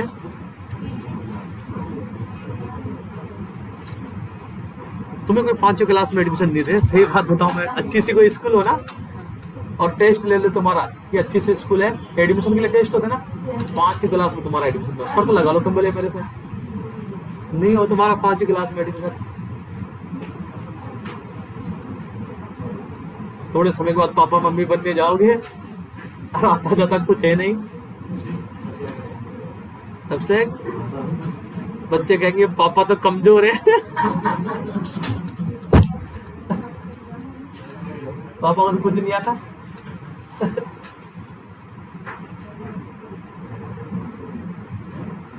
सवाल पूछेंगे तुमसे वो, ये भाई सवाल बता देना। मेरे घर के सामने स्कूल है।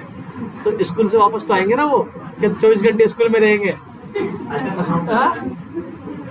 फिर तो तुम्हें हॉस्टल में डालना पड़ेगा। अगर हॉस्टल में नहीं डाल पा रहे तो फिर तो क्या देंगे, पापा तो कमजोर है, आता नहीं है तो। मम्मी इंटेलिजेंट है, मम्मी को आता है। इंसल्ट तुरंत तुम्हारी। ये लो साहब, क्या करे बेचारा पापा। चलिए डायग्नोसिस करेंगे पापा जी। अब 1 मिनट देखना, देखना अभी एक जादू दिखाओ तुम्हें तगड़ा। देखना जादू, देखो इधर देखो जादू, तुम बताओ कौन सा टॉपिक चल रहा है। जादू देखो तुरंत, इधर देखो जादू, इधर देखो जादू, देखो तुरंत अभी। देखना रुमाल से कबूतर, रुमाल से कबूतर बनेगा। इधर देखो कौन सा टॉपिक चल रहा है बताओ। हो गया ना जादू। देखो म्यूजियम में रखाया जाएगा दिमाग, ऐसे करके लोग दूर दूर से 500 रुपए का टिकट लेके देखने आएंगे। 500 का टिकट लगाया जाएगा तुम्हारे। डिस्क हर्निएशन पढ़ रहे हैं, क्या पढ़ रहे हैं?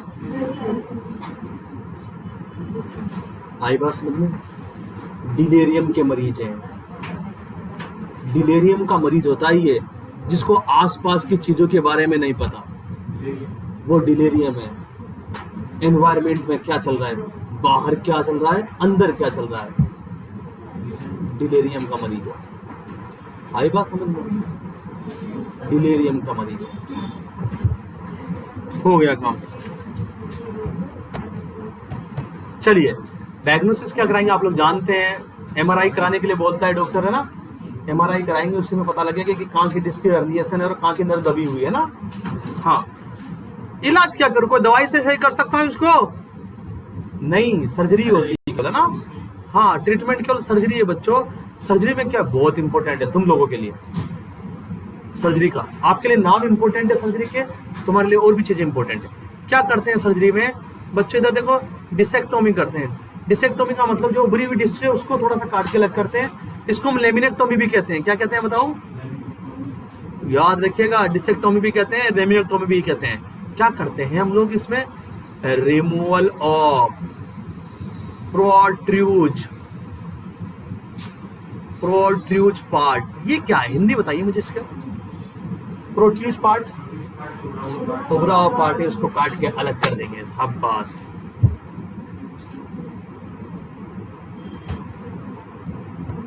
चलिए बच्चों,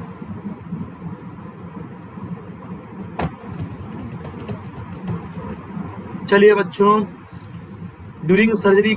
अब देखो ऐसे मरीजों की सर्जरी कैसे करते हैं, देखो ये बहुत इंपॉर्टेंट है आप लोगों के लिए, सबके लिए। ड्यूरिंग सर्जरी की लेमिनेक्टोमी या डिसेक्टोमी करते वक्त हम कौन सी पोजीशन देते हैं? वेरी वेरी इंपॉर्टेंट, बहुत इंपॉर्टेंट है बच्चों, बहुत important. During surgery position C shaped position. क्या देंगे बताओ? सी शेप्ड कौन सी पोजीशन होती है, समझ गए ना? जिससे उसकी वर्टिब्रा पूरी खुल जाए, सी शेप्ड पोजीशन। मुस्लिम प्रेयर पोजीशन भी कहते हैं इसको। क्या बोलते हैं बताओ? मुस्लिम प्रेयर पोजीशन, सी शेप पोजीशन। और आफ्टर सर्जरी, सर्जरी के बाद, ये बहुत इंपॉर्टेंट है बच्चों। इधर देखो, आपके वर्टिब्रा की सर्जरी हो या आपकी स्पाइनल कॉर्ड की सर्जरी हो, बहुत इंपॉर्टेंट है। सर्जरी के बाद हम हमेशा लॉग रोल मूवमेंट कराते हैं। ये तो पता है ना आप लोगों को, मैंने बताया है आप लोगों को। लॉग रोल मूवमेंट पता है ना। बेड पे मरीज है तो आप उसको डायरेक्ट मूवमेंट नहीं करते, उसकी बेडशीट को फोल्ड करते जाएंगे, वो अपने आप मूवमेंट होता जाएगा। शाबाश। चलिए आगे चलते हैं। अगला टॉपिक ये आपके पास में पूरे तरीके से कंप्लीट होता है। डिसऑर्डर बोन का और जॉइंट का। आगे बात करते हैं अगली चीज, बहुत ही इंपॉर्टेंट, वेरी वेरी इंपॉर्टेंट।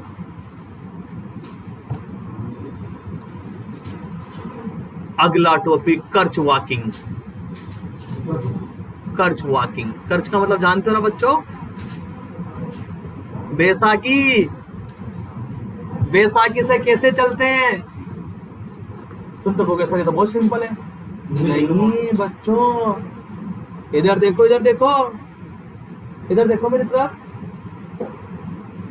पैरों से चलना आसान है, बैसाखी से चलना बहुत ट्रेंड करना पड़ता है मरीज को। क्या करना पड़ता है?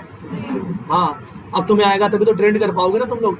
तो आज सीखेंगे आप लोग कि देखो बैसाखी किस तरीके से हम लोग यूज करते हैं, कौन कौन से प्रकार से बैसाखी को यूज किया जाता है, और हर प्रकार के अंदर किस तरीके से मरीज को चलने की सलाह देते हैं। चलिए बच्चों, सबसे पहले बैसाखी किसको देंगे बताओ? किसको देंगे बैसाखी? हाँ, मुझे कोई नहीं बोलेगा, आप बताएंगे। देखो आप बताओ बैसाखी किसे देंगे? अरे जो चलने में अनेबल है, आई बात में, जो अपने पैरों से नहीं चल पा रहा उसको बैसाखी देंगे, कर्ज देंगे। क्या देंगे? If person legs can not bear weight of body, समझ गए? जब उसके पैर बॉडी का वेट नहीं झेल पाए तो आप उस व्यक्ति को क्या देंगे? दे दो, कैंप लगा दूंगा, सामाजिक कार्य कर दूंगा, प्रोवाइड कर्ज, बैसाखी दे देंगे। क्या दे देंगे उसको? दे दी बच्चों।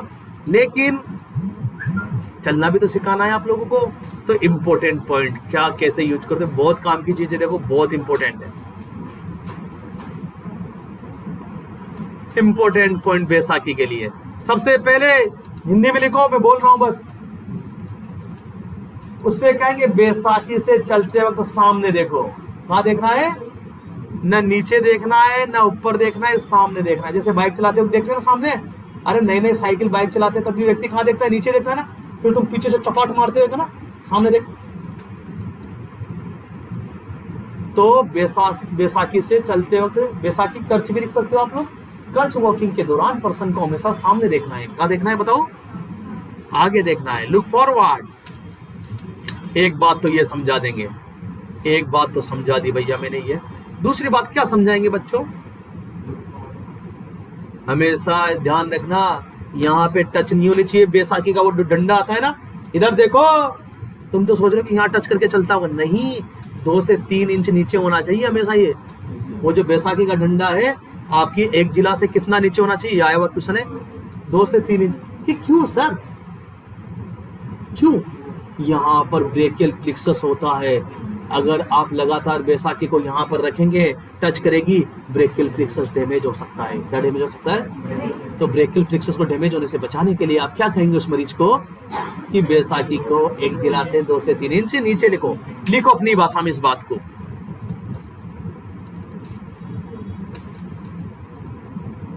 लिखो अपनी भाषा में।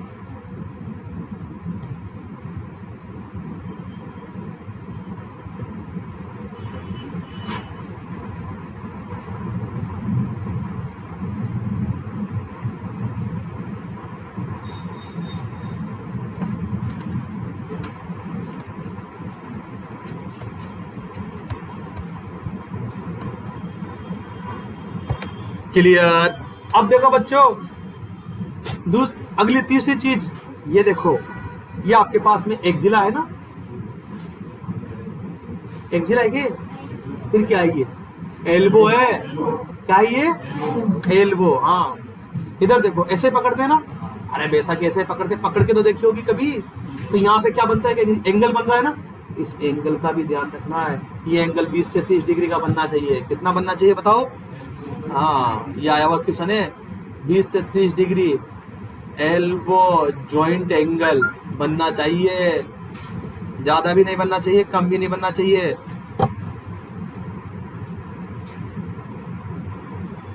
अब बताओ, हर आदमी का जो कर्च आता है वो समान लंबाई का आता है या अलग अलग आएगा? बिल्कुल ऑब्वियसली अलग अलग आएगा। हर आदमी की लंबाई अलग अलग है। तो लंबाई कैसे नापते हैं इस कर्च की? देखिए, लिखो लेंथ ऑफ कर्च। लंबाई कैसे नापते हैं कर्च की? देखो,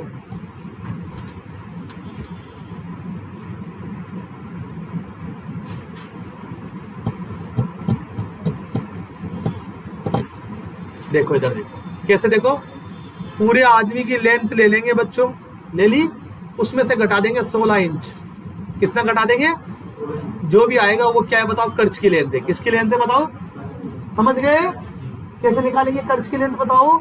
आदमी की पूरी लंबाई नाप लेंगे, उसमें से कितना घटा देंगे? 16 इंच घटा देंगे। कितना घटा देंगे बच्चों? और अगर जूते पहन रखे हैं तो 45 सेंटीमीटर घटा दो। कितना घटा दो? बात 45 सेंटीमीटर, इसको सेंटीमीटर में बताओ। 16 इंच का सेंटीमीटर बनाओ। 1 इंच में कितने सेंटीमीटर होते हैं? 2.5। बस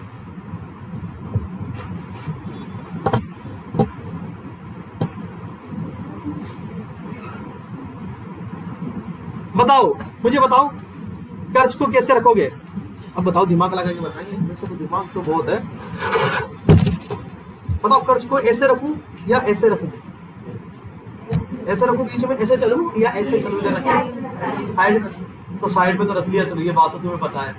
बताओ साइड में रख रहा हूं तो इस यहाँ पे कोंडाइल होता है जो कि आपके फिबुला का उभरा हुआ भाग, उससे कितना दूर रखूं? ये सवाल है कि कितना दूर रखना है आपको टांगों से। टांगों से कितना? 16 सेंटीमीटर दूर रखना है टांगों से। लेकिन टांगे मत लिखना, फिबुला के कोंडाइल से। आपको क्वेश्चन के हिसाब से करना है ना। फिबुला के कोंडाइल से 16 सेंटीमीटर दूर रखेंगे। हाँ समझो, आई बात समझ। जैसा कि भी तुम्हें देनी है लोगों को, समझाना भी तुम्हें ही है। चलिए बच्चों,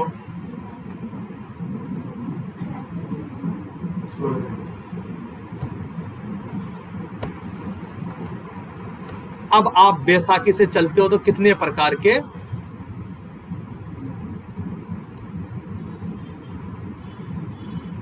यहां तक क्लियर है सबके माइंड में? क्लियर? कितना दूर रखेंगे? अब बहुत इंपॉर्टेंट, वेरी वेरी इंपॉर्टेंट इसी का है। आप जब बैसाखी से चलते हो तो कितने प्रकार की चलने की स्टाइल बनती है? मुझे बैसाखी किसी के पास नहीं? देखो कितने प्रकार की चलने की स्टाइल बनती है, मैं आपको बता दूं बच्चों। देखिए जैसे कि आपके पास बैसाखी आपने दोनों आंखों में देखी, आई बात समझ में? बहुत इंपॉर्टेंट है, तो समझने का समझेगा कैसे कटिंग करेगा आपका। हाँ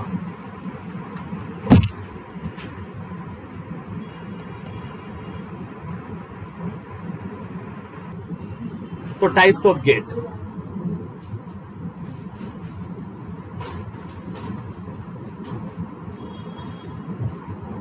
आपके पास में एक तो था 2 पॉइंट गेट। जब आप बैसाखी से चलते हो तो कितने प्रकार के गेट का मतलब क्या होता है बताओ? हाँ सब बात। 3 पॉइंट गेट, एक होता है 4 पॉइंट गेट, एक होता है स्विंग गेट। 1 बाय 1 एक एक गेट को लूंगा।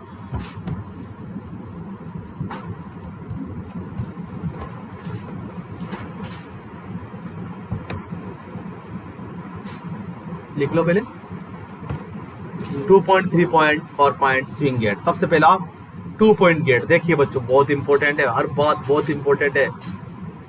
2 पॉइंट गेट कैसे चलेगा व्यक्ति, वेरी वेरी इंपॉर्टेंट। सबसे पहले देखो देखो इसमें क्या है बच्चों। 2 पॉइंट गेट के अंदर मान लेते हैं हमारी एक टांग गड़बड़ है ना।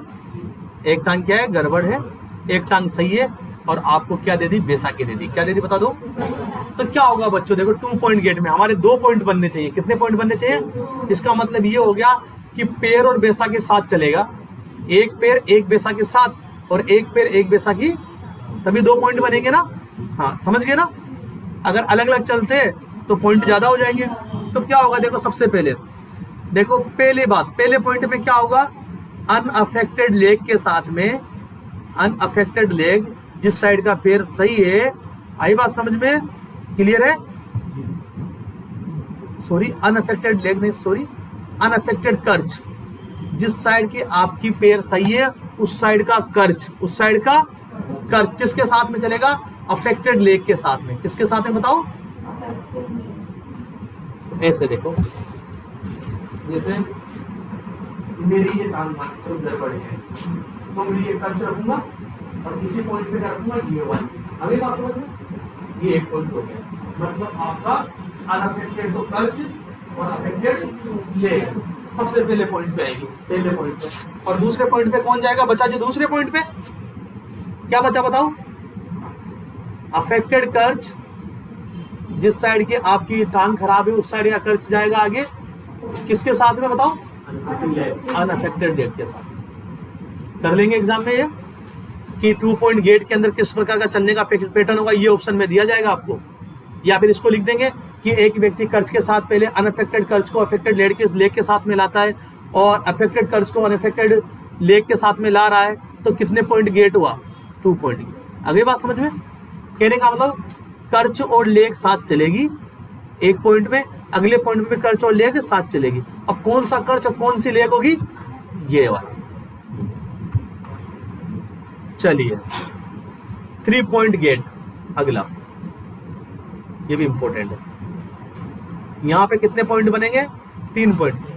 आप वीडियो देखेंगे हर कर्च के। उस दिन भी आपने जो है ना ट्रैक्शन के फोटो नहीं भेजे मुझे, मैंने नाम लिखाए थे कि ट्रैक्शन के फोटो ग्रुप पे डालना, किसने नहीं डाला। 3 पॉइंट गेट, 3 पॉइंट गेट किसे कहेंगे? 3 पॉइंट बनेंगे। इसमें क्या होगा बच्चों? देखो सबसे पहले दोनों के दोनों कर्च आगे जाएंगे, बहुत कर्च, दोनों के दोनों कर्च कहां जाएंगे? पहले आगे। एक पॉइंट बन गया, एक पॉइंट बन गया ना। दूसरे पॉइंट में क्या होगा? फिर अफेक्टेड लेग आगे जाएगी, कौन सी लेग बताओ? और तीसरे पॉइंट में क्या होगा बच्चों? अनअफेक्टेड लेग आगे जाएगी। क्या जाएगी बताओ?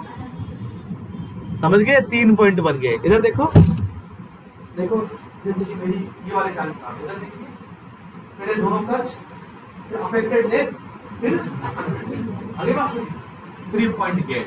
कौन सा है बताओ? ये अगला आपके पास में 4 पॉइंट गेट, ये इंपॉर्टेंट काफी है। 4 पॉइंट वाला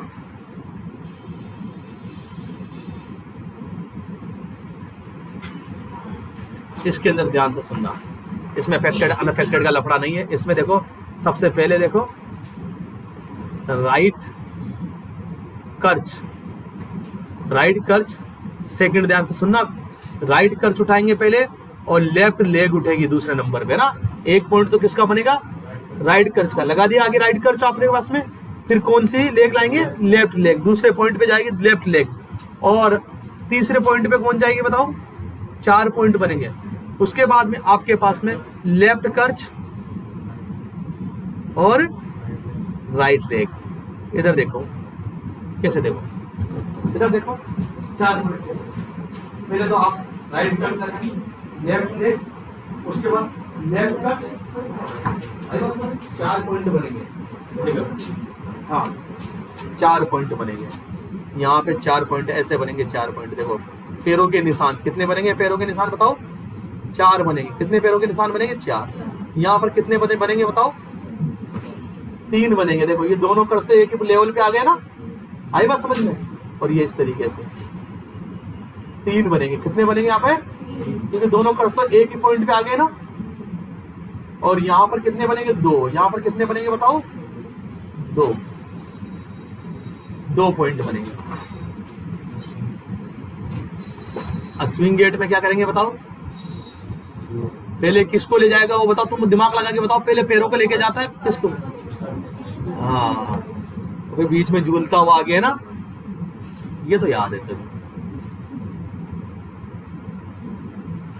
स्विंग गेट में ये किस में करते हैं? जब दोनों पैर पोलियो से हो ना, पोलियो हो जाते हैं दोनों पैर, तब वो स्विंग गेट यूज करता है ना। या फिर उसको कहीं पर छलांग मारनी हो, नाली वगैरह बीच में आ गई हो, तब भी वो स्विंग गेट यूज करता है ना। स्विंग गेट में क्या करता है बच्चों? पहले कर्च यूज करेगा, पहले कर्च को आगे लेगा और बीच में, हिंदी में लिखो, पहले कर्च को, दोनों कर्च को आगे लेगा और बीच में झूलता हुआ, वो कर्च के बीच में झूलता हुआ आगे चला जाएगा।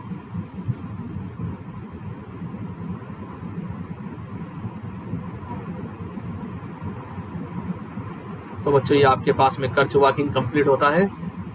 आप लोग इसके वीडियो देखेंगे तब जाके अच्छा समझ में आएगा आप लोगों को। तो जो वीडियो नहीं देखेगा कोई दिक्कत नहीं है यार।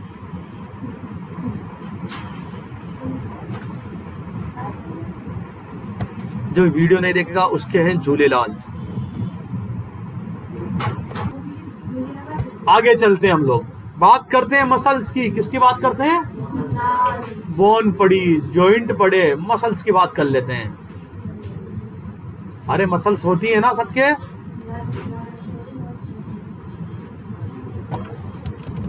मसल्स की स्टडी क्या कहलाती है? सबसे पहली चीज तो यही आ जाता है आपके पास में कि सर हम मसल्स के बारे में पढ़ेंगे तो क्या कर रहे हैं हम लोग। जैसे ऑस्टियोलॉजी देखा, आर्थोलॉजी देखा हम लोगों ने, तो मसल्स की स्टडी मायोलॉजी कहलाती है बच्चों।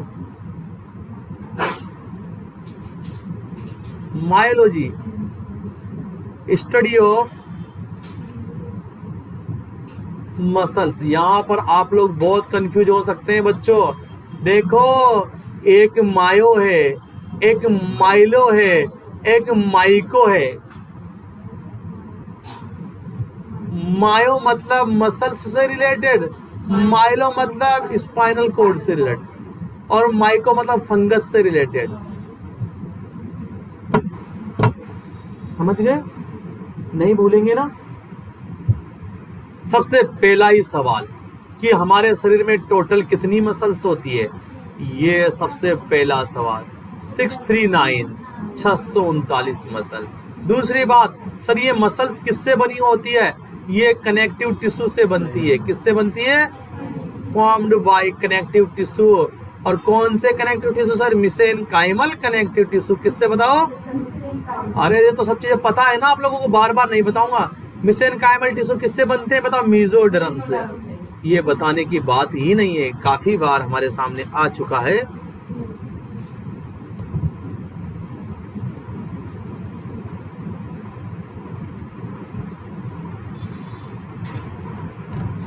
अब एक सवाल बहुत इंपॉर्टेंट, ध्यान से सुनिएगा बच्चों। एक तो होती है इरेक्टर पिलाई मसल। कौन सी बताओ? एक मसल्स का नाम है इरेक्टर पिलाई मसल्स। ध्यान से सुनिएगा।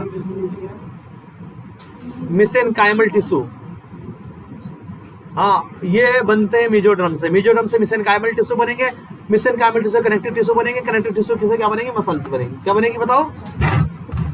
तो एक बात यहां पर ध्यान रखना, इरेक्टर पिलाई मसल्स और एक मसल्स का नाम है आइरिस की मसल्स। जानते हो ना, आइरिस भी क्या एक मसल्स है ना? ये दोनों मसल्स मेसोडर्म से नहीं बनती। ये लो साहब, मेसोडर्म से नहीं बनती। फिर सर ये किससे बनती है बताइए? एक्टोडर्म से बनती है। अरे इरेक्टर पिलाई का तो पता है ना कहां होती है बताओ? कहां होती है इरेक्टर पिलाई? अरे ये बाल खड़े करने वाली मसल्स, गूस बम्प।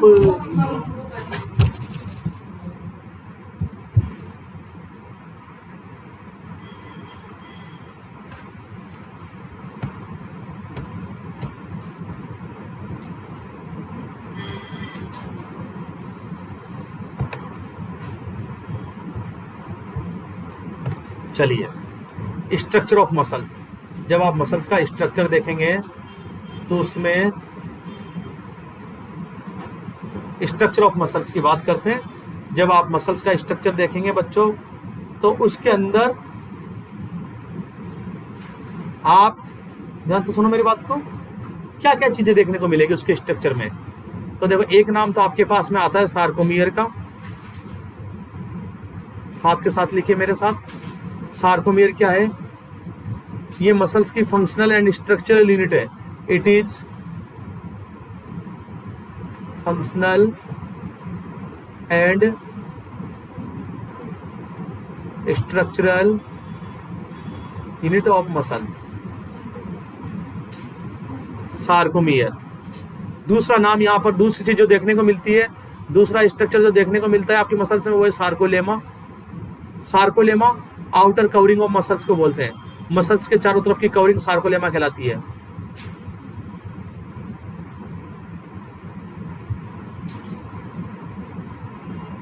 तीसरा नाम आपके पास में आता है सार्कोप्लाज्म।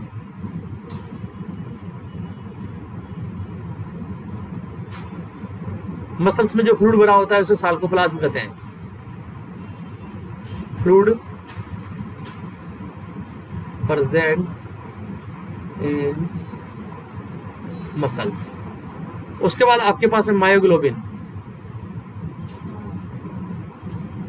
जिस तरीके से हीमोग्लोबिन होता है ना, ब्लड के अंदर ऑक्सीजन ले जाने का काम करता है, उसी तरह से मायोग्लोबिन भी मसल्स में ऑक्सीजन ले जाने का काम करता है। मसल पिगमेंट है। मसल पिगमेंट O2 कैरिंग का काम करता है, O2 carrying in muscle.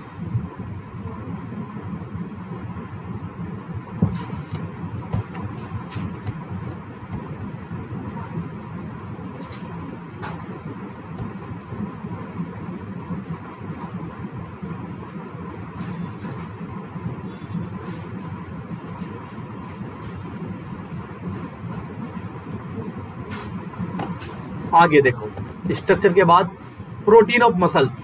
Muscles में कौन कौन से प्रोटीन पाए जाते हैं? आपको पता है ज्यादातर मसल्स किसके बनी होती है? प्रोटीन की होती है ना। प्रोटीन ऑफ मसल्स, मसल्स में 3 प्रकार की प्रोटीन होती है बच्चों। कितने प्रकार की बताओ? वेरी वेरी इंपॉर्टेंट क्वेश्चन है ये, सारे फालतू की चीज नहीं बता रहा हूं बिल्कुल भी। पहली प्रकार की प्रोटीन है, उसका नाम है स्ट्रक्चरल प्रोटीन, जो कि आपके प्रोटीन का स्ट्रक्चर बनाती है। दूसरे प्रकार की प्रोटीन है फंक्शनल प्रोटीन, जो कि आपके फंक्शन करती है। मसल्स का फंक्शन क्या होता है? Contraction and relaxation. तो ये जो काम करती है ये प्रोटीन, वो कहलाती है फंक्शनल प्रोटीन। एक तो स्ट्रक्चर बनाने का काम है, एक फंक्शनल का काम है, और तीसरा काम है रेगुलेटर करने का, रेगुलेटरी प्रोटीन कहलाती है। क्या कहलाती है वो? 3 प्रकार की प्रोटीन है काम के अनुसार। जो स्ट्रक्चर बना रही है वो कौन सी प्रोटीन है बताओ? Structural protein. जो फंक्शन बना रही है वो कौन सी प्रोटीन है बताओ? Functional protein. और जो रेगुलेट कर रही है उसका नाम क्या है? Regulatory protein. आगे बात समझ में? नाम ध्यान से सुनना मेरी बात को, बहुत इंपॉर्टेंट है बच्चों, बहुत इंपॉर्टेंट। स्ट्रक्चरल प्रोटीन के एग्जाम्पल आप देखेंगे, यहाँ पर पूछता है एग्जाम्पल कि कौन कौन से प्रोटीन स्ट्रक्चरल है। डिस्ट्रोफिन, नाम याद रखिएगा। एक तो डिस्ट्रोफिन प्रोटीन पाई जाती है जो कि आपके मसल्स का स्ट्रक्चर बनाती है। एक एक्टिनिन और एक टाइटिन, एक्टिनिन एंड टाइटिन।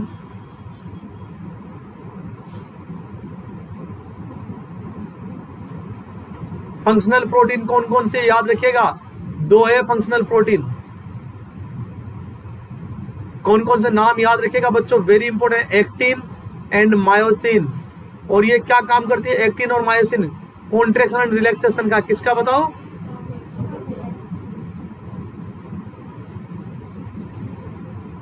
तीसरा रेगुलेटरी प्रोटीन। अगर आप रेगुलेटरी प्रोटीन की बात करें तो आपके पास में ट्रोपोनिन और ट्रोपोमाइसिन। ट्रोपोनिन की जांच होती है ना, अरे मसल्स खराब हो जाते हैं, ट्रोपोनिन की जांच करते हैं ना, हार्ट मसल्स के लिए करते हैं ना हम लोग। ट्रोपोनिन ट्रोपोमाइसिन भूल गए सब, हार्ट में बताया था ट्रोपोनिन के बारे में।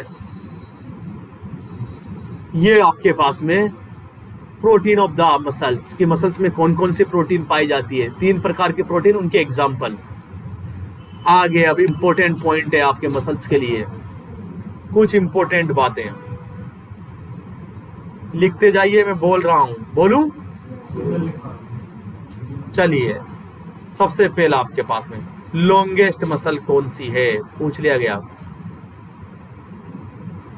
लॉन्गेस्ट मसल पूछ लिया जाए तो सार्टोरियस फीमोरिस का आया था नाम।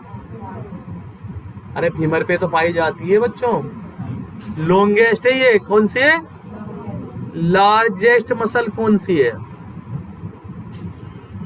ये क्वेश्चन आ जाए आपके पास में। ग्लूटियल मसल्स, जो कि खूले पे पाई जाती है ना, जहां पर इंजेक्शन लगाया जाता है, ग्लूटियल मैक्सिमम। तीसरा स्मॉलेस्ट मसल,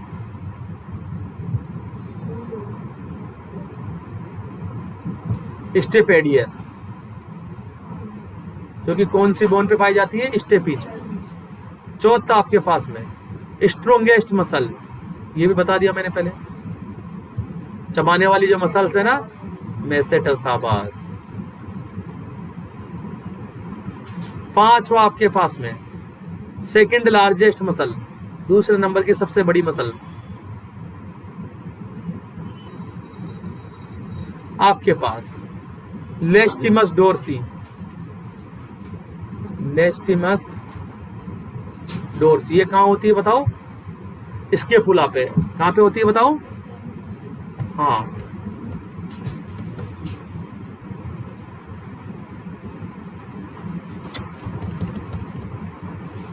ये पाई जाती है लेस्टिमस डोर्सी स्कैपुला पे। कहाँ होती है बताओ? स्कैपुला तो पता है ना, इसको स्विमिंग मसल भी बोलते हैं, तैरने का काम करती है ना, अगला आपके पास में स्माइल मसल्स, जो कि आपको हंसाने का काम करती है। सारी मसल्स आएगी, दिमाग वाली मसल्स नहीं आएगी। स्माइल मसल्स, जाइगोमेटिक मसल, जो कि कहां पाई जाएगी बताओ, कौन से बोन पे होगी बताओ, जाइगोमेटिक बोन पे। Smile muscle, zygomatic muscle. 7वां नंबर सरप्राइज मसल्स, सरप्राइज मसल्स। बताओ सरप्राइज कैसे मिलता है आपको, है ना, यहीं से घूमता है ना सरप्राइज वाला, एकदम से ना, ये वाली मसल से सरप्राइज एकदम से आपका चेंज हो जाता है ना, सरप्राइज मसल्स। फ्रंटल मसल कहां पे पाई जाएगी बताओ, फ्रंटल मसल्स बताओ, फ्रंटल बोन पे। किसिंग मसल्स, ये तो आप जानते हो, बता भी दिया हमने, जो कि लिप्स की मसल से। ऑर्बिकुलरिस ओरिस, ऑर्बिकुलरिस ओरिस को कहा गया। अगला आपके पास में बॉक्सर मसल्स, बॉक्सर के लिए ये क्वेश्चन आया हुआ है बॉक्सर मसल्स वाला। सेरेटर एंटीरियर, ये इसके फुला पे पाई जाती है अभी, सेरेटर एंटीरियर। हाँ, अगला स्वालोविंग मसल किसे कहा गया बताओ, निगलाने वाली मसल्स, हायोइड मसल्स हो, जो कि किससे जुड़ी होती है बताओ, किससे, हायोइड बोन से, किससे बताओ, हाँ,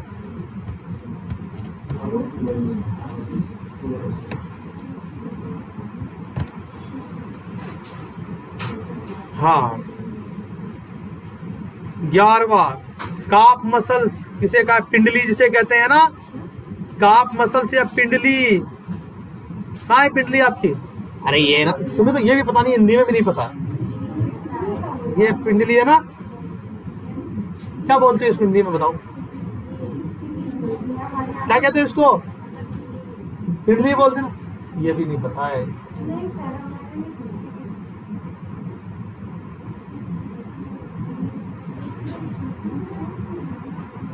मैं कभी कभी शौक में चला जाता हूँ तुम लोगों को देख देख के कि यार कहाँ से आए हैं, न तो तुम गांव के हो, न तुम शहर के हो, न तो तुम गांव की भाषा जानते, न तुम शहर की भाषा।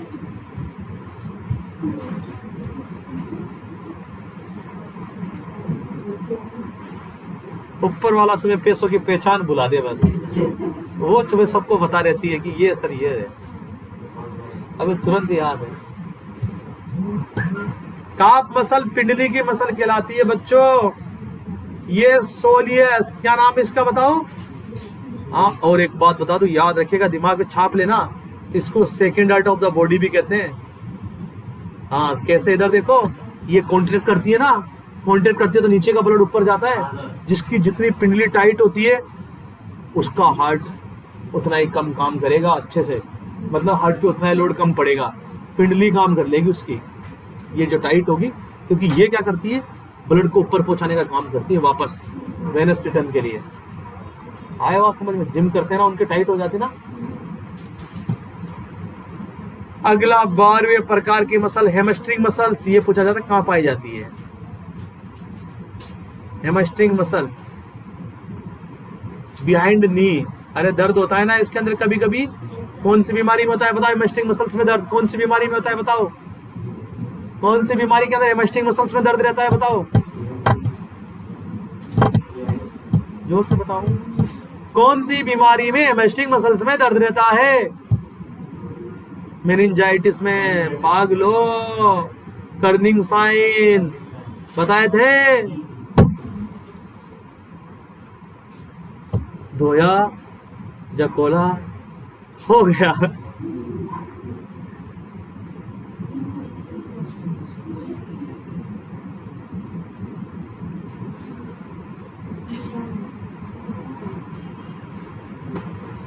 और इसी के साथ आप लोग के लिए खुशखबरी ये है कि ये खत्म होता है, पूरा आपका कंप्लीट होता है स्केलेटल सिस्टम। हाँ, कौन सा? लेस्टिमस डोर्सी, डोर्सी